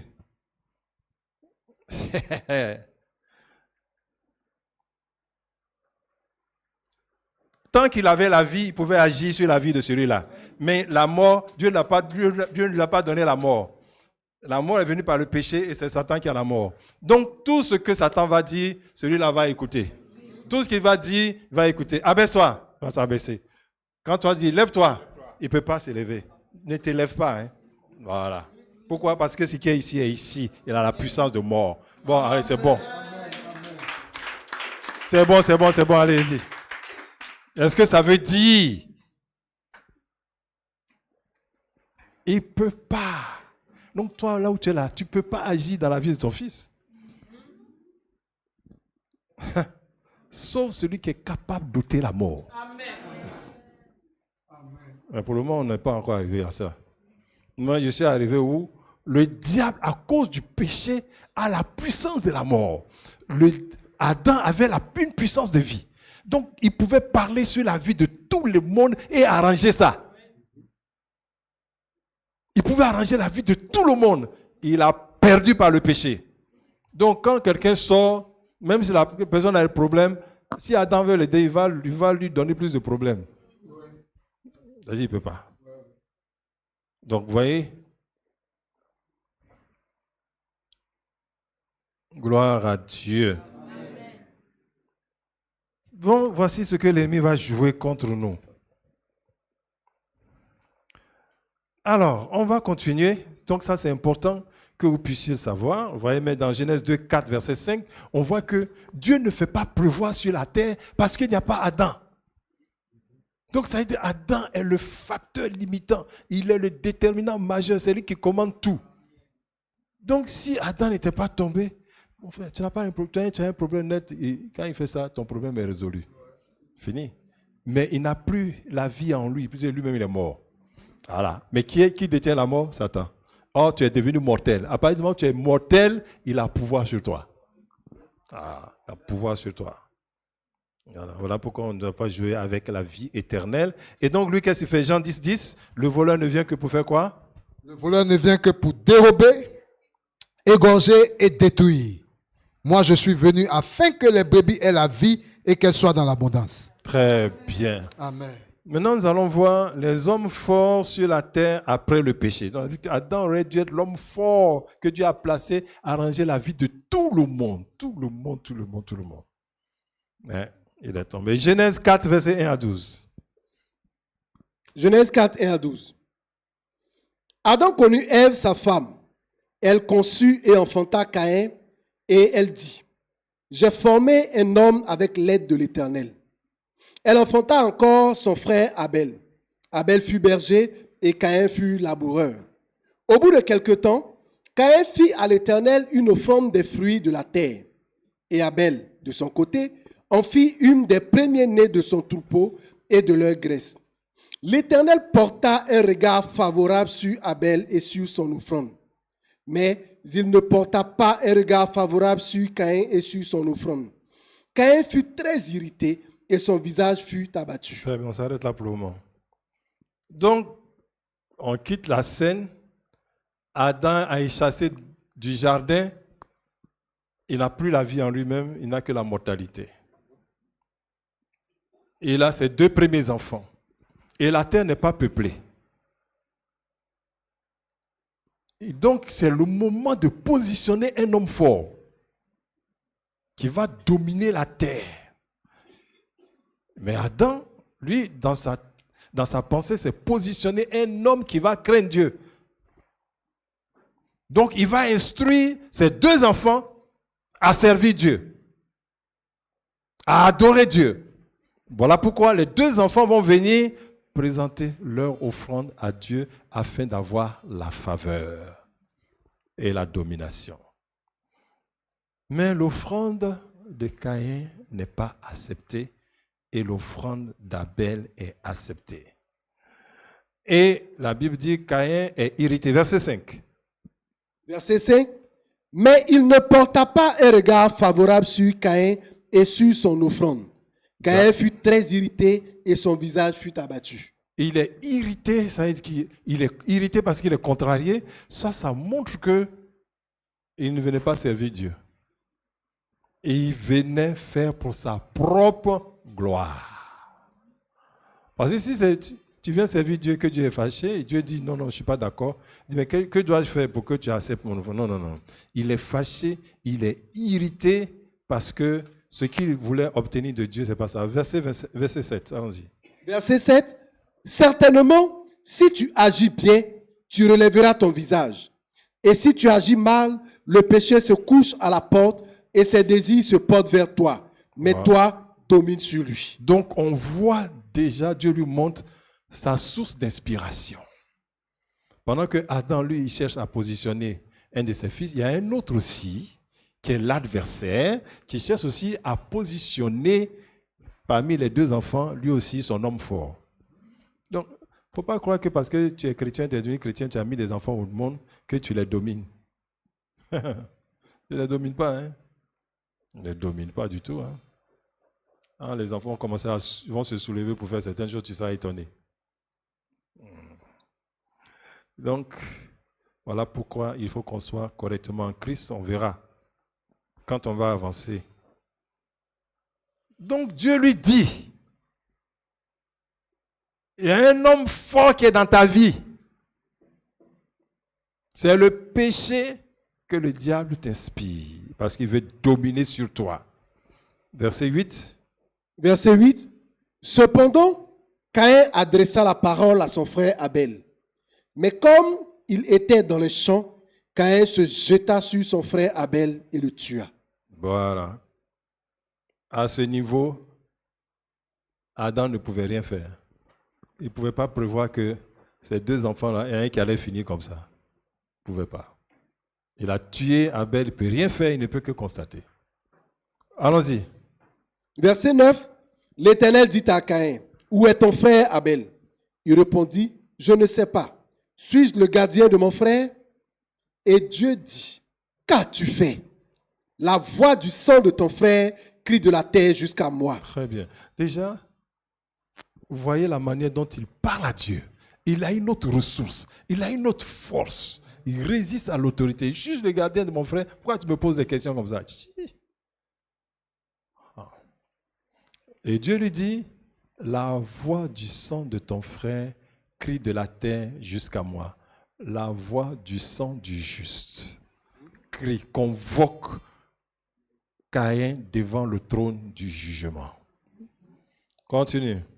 Maintenant, tu seras maudit de la terre qui a ouvert sa bouche pour recevoir de ta main le sang de ton frère. Verset 12. Quand tu cultiveras le sol, il ne te donnera plus sa richesse. Tu seras errant et vagabond sur la terre. Verset 13. Verset 13. Caïn dit à l'Éternel, mon châtiment est trop grand pour être supporté. Très bien. Donc ça, il est en train de regretter. Il se dit, il voulait peut-être la prééminence, mais pas de cette manière. Mais bon, comme il ne suit pas les instructions de Dieu, Satan a pris le contrôle de sa vie. Ça veut dire que Caïn devient l'homme fort. L'homme fort. Mais Dieu l'a banni, Dieu ne va pas l'utiliser. Tant mieux pour le diable. Parce que là, il a un homme fort. Si Caïn reste seul et qu'il n'y a pas un autre fort, un autre homme fort, c'est foutu pour la race humaine. Donc, Adam et sa femme, d'abord parlons d'Abel. Voilà. Abel était un homme de foi. Un homme juste.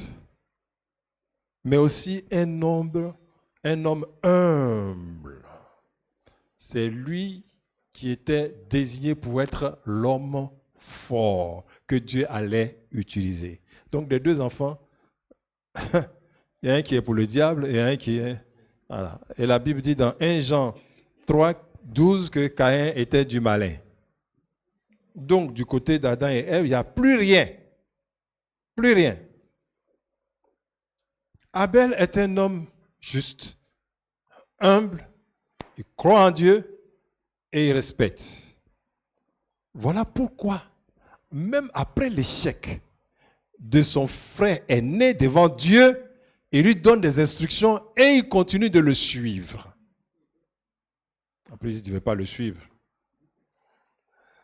Abel est mort de son ignorance. À partir du moment où Dieu a agréé son offrande, il est devenu le favori de Dieu. Donc, les droits d'aînesse ne marchent plus. Ce n'est plus cette loi qui domine sur lui. Ce n'est pas cette loi qui doit dominer sur lui. Mais il s'est mis sur l'autre loi de la chair et du sang où Satan avait accès. C'est comme ça beaucoup de chrétiens aussi meurent facilement là-haut. Vous avez la loi de Dieu et la loi du village, les deux en même temps.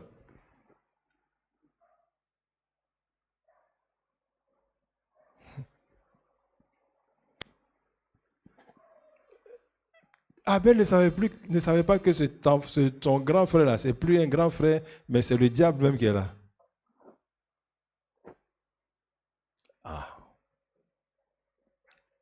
Et il a le droit d'agir lui aussi, puisqu'il y a l'inimitié entre les deux races, la race humaine et la race du serpent. Il a le droit d'agir, il a le droit de chercher ces hommes forts. Et une chose est claire, Satan a horreur des justes. Il a horreur des justes. Des gens qui ont la foi, qui aiment Dieu et qui servent Dieu correctement. Il a horreur de ces gens-là. Si tu es comme ça et que tu vas, laisse-moi parler à tes funérailles, parce que tu dis c'est le village, c'est la famille, c'est la coutume. Quelle est la loi qui régit les funérailles? Et quel est l'esprit qui est derrière? Quel est l'homme fort du funérail? Et toi, quel est l'homme fort si c'est le Seigneur? Et toi, tu t'en vas te mettre sous cet homme fort. Il va te tuer. Ouais. Parce que chaque loi a son territoire.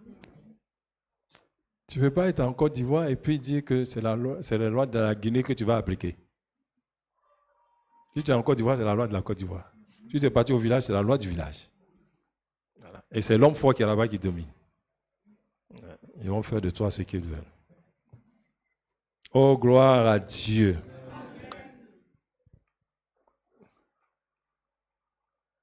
Donc, on va arriver au concept de rachat et d'alliance. Rachat et alliance. Vous voyez, on a dépassé le concept de l'homme fort. Et tu vois bien que ta vie peut être dans les mains d'un homme fort. Mais j'espère que ce soit le bon.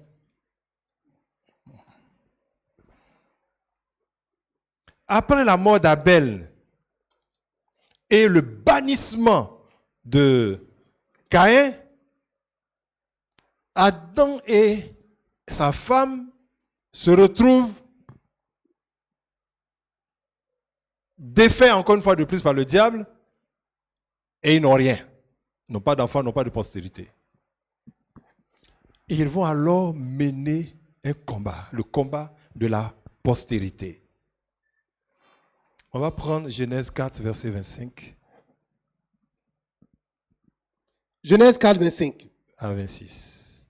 Adam connut encore sa femme. Elle enfanta un fils et l'appela du nom de Seth. Car, dit-elle, Dieu m'a donné un autre fils à la place d'Abel que Caïn a tué. Seth eut aussi un fils et il l'appela du nom d'Enoch. C'est alors que l'on commença à invoquer le nom de l'Éternel. Amen. Donc, Adam et Ève vont mener le combat pour avoir une autre postérité avec Dieu. Ça là. Ton enfant un bandit là.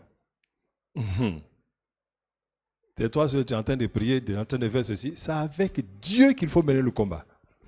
C'est-à-dire que tu n'as aucune force. Voilà.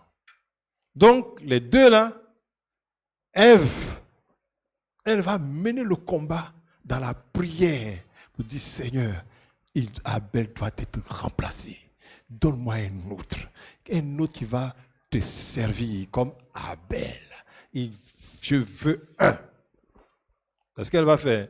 Allons-y, Genèse 5, 1 à 9. Genèse 5, 1 à 9. Voici le livre de la postérité d'Adam. Lorsque Dieu créa l'homme, il le fit à la ressemblance de Dieu. Il créa l'homme et la femme. Il les bénit et il les appela du nom d'homme lorsqu'il fut créé. Adam, âgé de 130 ans, engendra un fils à sa ressemblance, selon son image, et lui donna le nom de Seth. Voilà, donc dans le 4, on pensait que c'était Ève qui a donné le nom de Seth. Là, on voit que Adam aussi appelle Seth. Ça signifie que les deux se sont concertés. Ils se sont ensemble et ils ont mené le combat. Le combat de la postérité se mène avec le Seigneur. Ouais. Se mène avec le Seigneur. Mon enfant, aujourd'hui, il y a beaucoup d'enfants qui sont déraisonnables, qui font n'importe quoi. Tu ne peux pas les corriger en disant ne fais pas ça parce que ce n'est pas bon. Ça ne marche pas. On va aux origines. Voilà, aux origines. Avec Dieu, et on peut mener le combat pour que ça change. Donc, si Abel n'était pas important, on n'allait jamais demander de le remplacer. C'était l'homme fort. Et que s'il avait eu la prééminence, si Caïn ne l'avait pas tué, c'est vrai qu'on allait souffrir sur la terre, mais pas de cette manière. Parce qu'il était direct. Donc, après, et les deux là, ils ont demandé à Dieu, Abel doit être remplacé. Donc, on voit déjà la restauration, on voit déjà le rachat qui s'annonce. Voilà. Ce qui veut dire que on aura des recours pour que ce qui est gâté soit restauré. Hein, les deux là déjà. Mais ils n'avaient pas ce que nous avons aujourd'hui. Donc c'est tout ce qu'ils pouvaient faire, le remplacer. Et donc, lorsque Enoch est né, parce que c'est aussi, dans la même veine, dans le même esprit qu'Adam, va sortir Enoch, son fils. Et dès qu'il est né, ils ont commencé à invoquer Dieu. Ça signifie le retour du ministère d'Abel. Ce qu'Abel devait faire là, c'est ce qui est revenu. Et à partir de là, vous allez voir une longue lignée d'hommes forts. Sur la terre, c'est la lignée des 7 patriarches jusqu'à Noé. Et c'est ce qu'ils vont mener et ils vont remporter la victoire. Je termine avec le temps de Noé et l'alliance. Lisons Genèse 6, 1 à 7. Genèse 6, 1 à 7. Lorsque les hommes eurent commencé à se multiplier sur la face de la terre et que des filles leur furent nées, les fils de Dieu virent que les filles des hommes étaient belles et ils en prirent pour femmes parmi toutes celles qu'ils choisirent.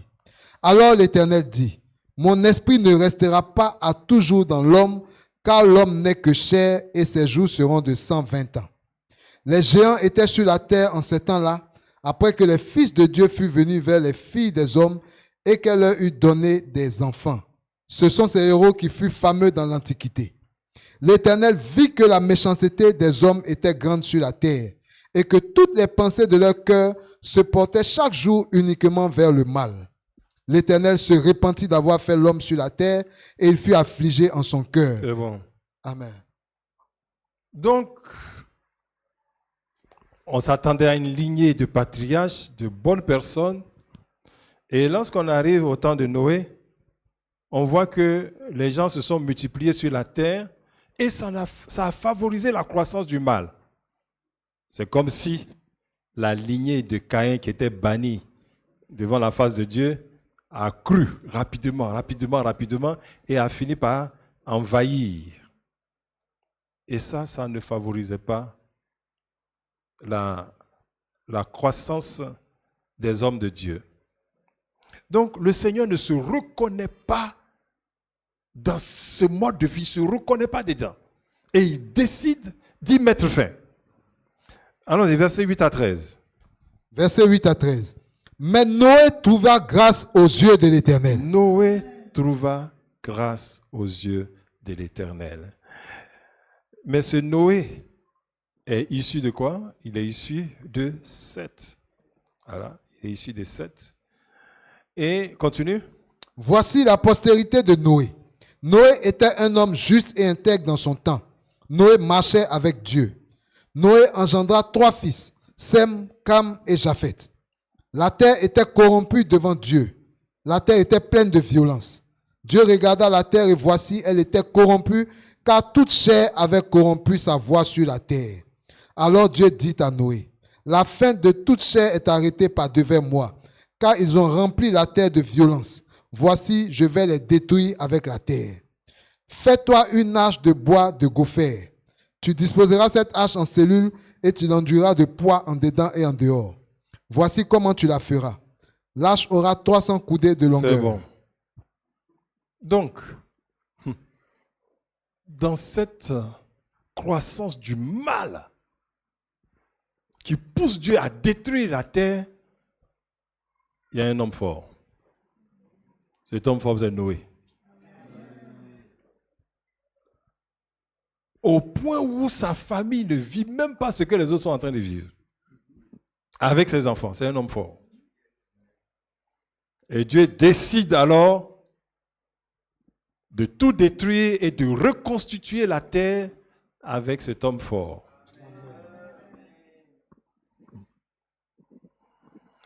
Verset 18. Mais j'établis mon alliance avec toi. Tu entreras dans l'arche, toi et tes fils, ta femme et les femmes de tes fils avec toi. Bien. Donc, le mot alliance apparaît. Ah oui. Au début, on a pensé simplement à remplacer Seth. Mais on voit que ça ne suffit pas.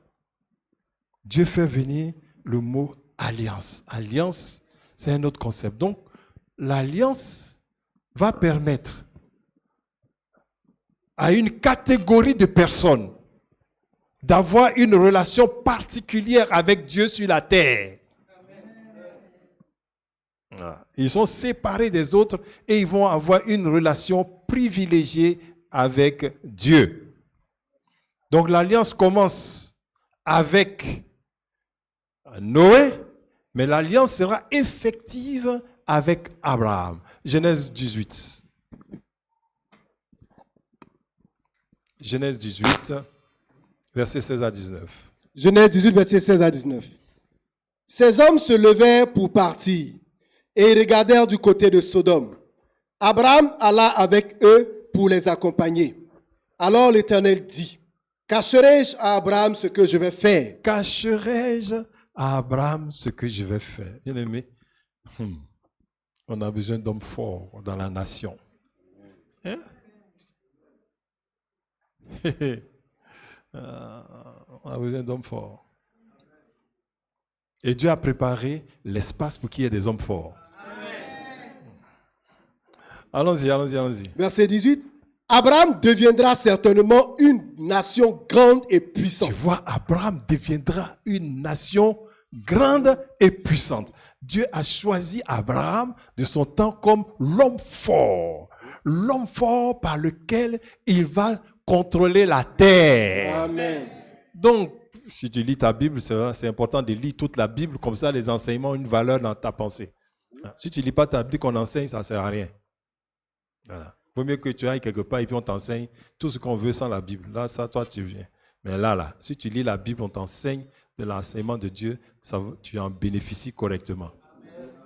Donc, pour ceux qui lisent la Bible, vous savez que Dieu a choisi Abraham. Et c'est l'homme fort de Dieu. Et quand Abraham marche, c'est pas Abraham met ça partout, il met ses muscles pour dire je suis l'homme fort. Non. C'est Dieu qui te rend fort. Au point où quand il partait, Abraham, quand il partait en Égypte, il avait peur des Égyptiens. Au point où les Égyptiens ont volé sa femme. Mais Pharaon ne savait pas qu'il avait affaire à un homme fort. Amen. Il a rendu sa femme rapidement. Il dit, qu'est-ce que je fais? C'est un homme fort. Amen. Un homme fort. Donc, là, si tu connais Genèse 18, tu sais que les anges sont venus avec le Seigneur, sont venus, ils ont mangé avec Abraham, et ils s'en vont. Ils disent, mais le pays qui est devant nous là, on va le visiter. Il dit, est-ce que je vais cacher à Abraham ce que je vais faire? Parce que Abraham doit devenir une nation grande et puissante. Pourquoi? Donc, dans le sein d'Abraham, il y a déjà le dessein de plusieurs personnes. Amen.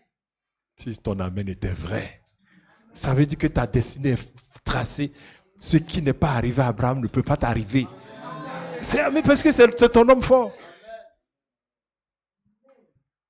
C'est comme ça que les choses sont réglées. Il deviendra une nation puissante. Allons-y. Et en lui seront bénies toutes les nations de la terre. J'ai vu ça. Tout ce que Adam a perdu dans le jardin, qu'est-ce que Dieu est en train de faire? Ramener dans Abraham. Ce qui veut dire que si tu veux t'en trouver bien sur la terre, il faut que tu sois dans l'alliance. Amen. Je n'ai pas dit que tu es à l'église. Tu vas à l'église, tu ne sais même pas ce que c'est que l'alliance. C'est ça? L'alliance. Une catégorie de personnes qui vivent avec Dieu dans une relation privilégiée. Tu vas voir ce que ça signifie. Continuons. Verset 19. Car je l'ai choisi, afin qu'il ordonne à ses fils et à sa maison après lui de garder la voie de l'Éternel, en pratiquant la droiture et la justice, et qu'ainsi l'Éternel accomplisse en faveur d'Abraham les promesses qu'il lui a faites. Quel est le rôle de l'homme fort vis-à-vis de Dieu? Exécuter les ordres de Dieu. Amen. C'est tout, hein? Exécuter les ordres de Dieu. On n'a pas fini, continuons. Verset 20. Et l'Éternel dit, le cri contre Sodome et Gomorrhe s'est accru, et leur péché est énorme. C'est pourquoi je vais descendre, et je verrai s'ils ont agi entièrement selon le bruit venu jusqu'à moi, et si cela n'est pas, je le saurai. Les hommes s'éloignèrent et allèrent vers Sodome, mais Abraham se tint encore en présence de l'Éternel. Tu vois, ton homme fort là, il est admis dans le conseil de Dieu. Hein? Tout à l'heure, on a vu que Satan était dans le conseil de Dieu. Donc, quand on dit ton nom, ah oui, il est temps que telle personne se marie, il est temps que cette personne, les enfants que tu as prévus viennent. Satan dit, objection! Non, ça ne peut pas se faire. Il ne remplit pas les conditions. Et j'ai dit, pourquoi? Voilà. J'ai investi en lui. Objection. Il est dans le conseil de Dieu. Là, on décide de tout. Décide de tout. Continue. Verset 23. Abraham s'approcha et dit, feras-tu aussi périr le juste avec le méchant? Peut-être y a-t-il 50 justes au milieu de la ville. Les feras-tu périr aussi? Et ne pardonneras-tu pas à la ville à cause des 50 justes qui sont au milieu d'elle? Fais mourir le juste avec le méchant, en sorte qu'il en soit du juste comme du méchant. Loin de toi cette manière d'agir. Loin de toi.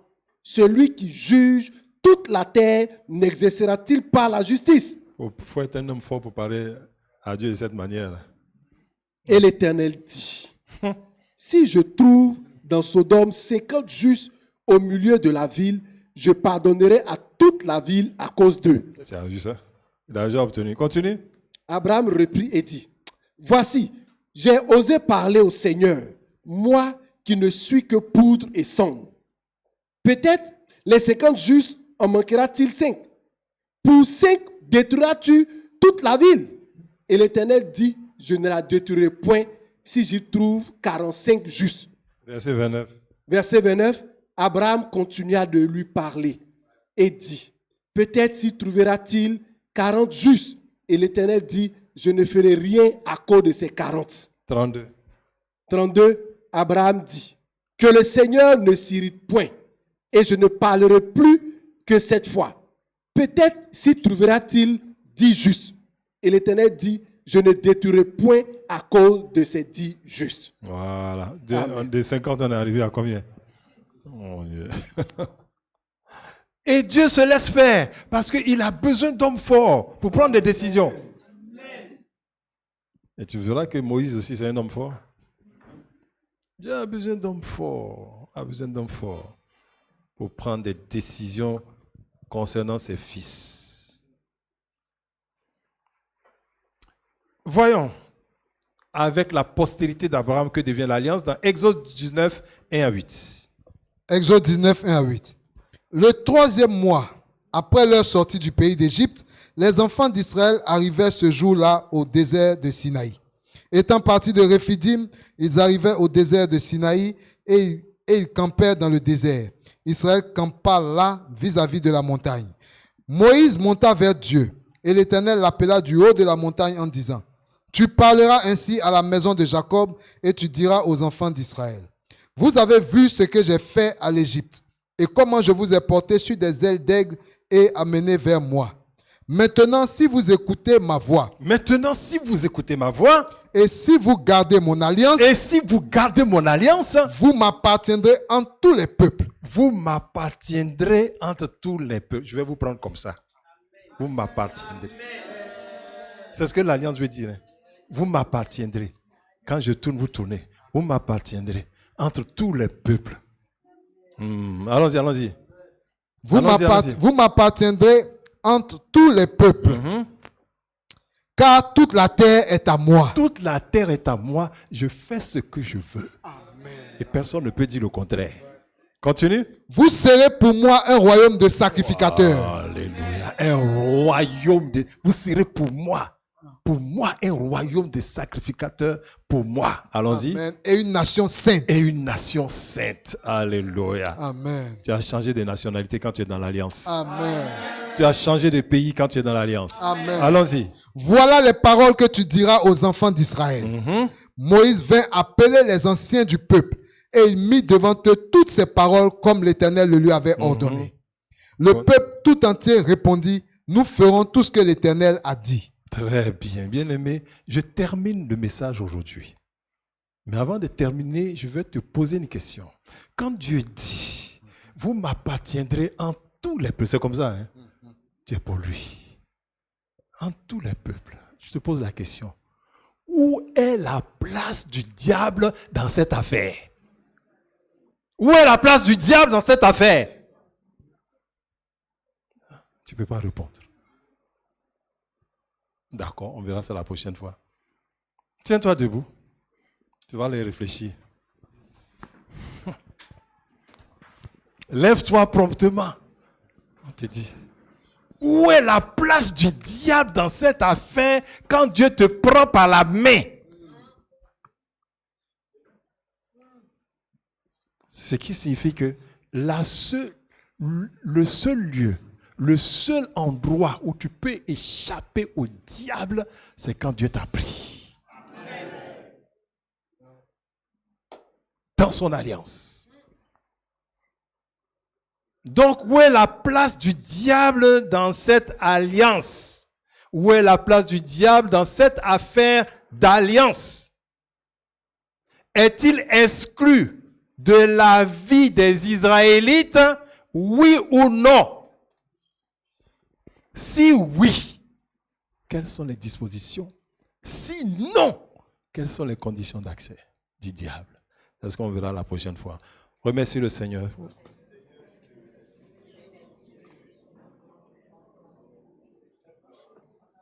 Remercie le Seigneur. Seigneur, donne-moi de bien comprendre ce que c'est que l'alliance. Ouvre la bouche et prie. Donne-moi de bien comprendre ce que c'est que l'alliance.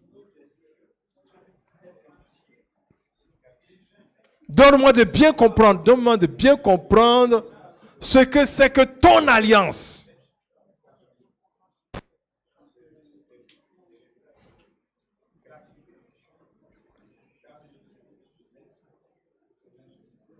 Fais-moi comprendre. Fais-moi comprendre.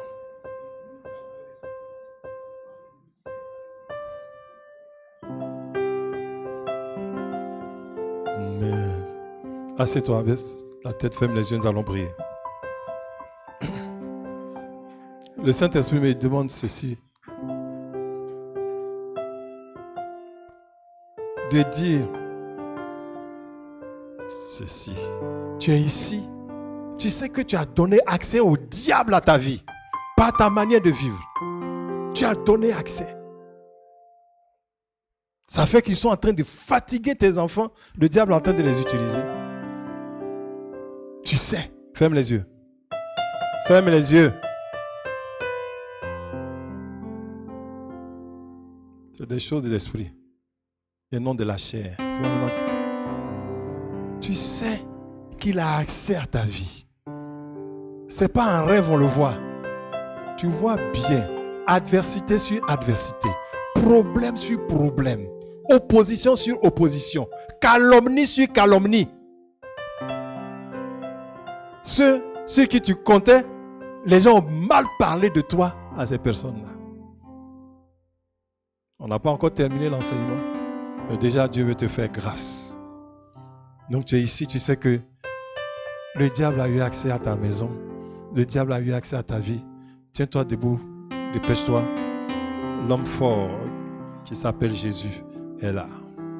Dépêche-toi, dépêche-toi. Ce n'est pas pour tout le monde. Toi qui sais, toi qui n'as pas de problème, reste-toi là-bas.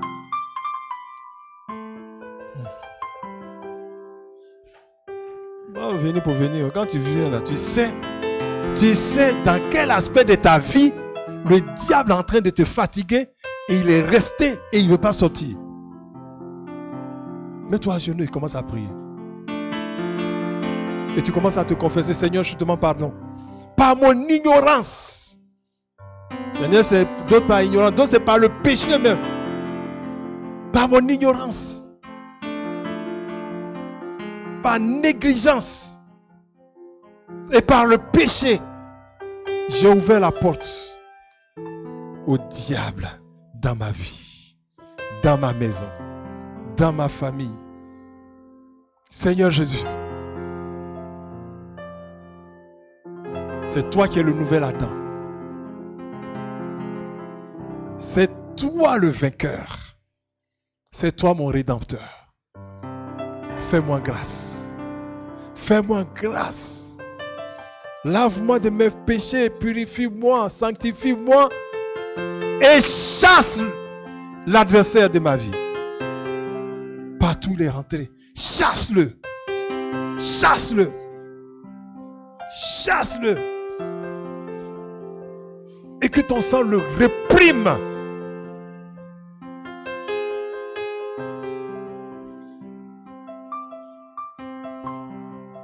Prie.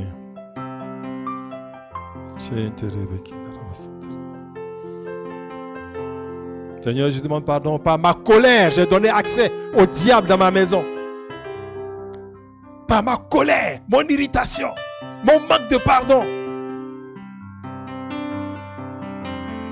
L'amour de l'argent, tout ça. Je me répands devant ta face, Seigneur. Par ma négligence à la prière, j'ai donné accès. Je demande pardon. Amen. Garde le silence. Nous voulons te rendre grâce. Nous voulons te dire merci. Pour tous ces bien-aimés qui sont devant ta face et qui ont laissé accès au diable dans leur vie, dans leur maison. Tu dis, personne ne peut entrer dans la maison d'un homme fort, piller ses biens sans l'avoir lié. Là où l'ennemi est entré à lier ton enfant, que ton sang ôte son péché et que ton nom le délie maintenant. Dans le nom de Jésus-Christ de Nazareth, là où tu avais perdu l'autorité dans ta maison à cause d'un homme fort diabolique, ton autorité est restaurée au nom de Jésus. Dans le nom de Jésus, toute main obscure, satanique sur ta maison est brisée. Au nom de Jésus.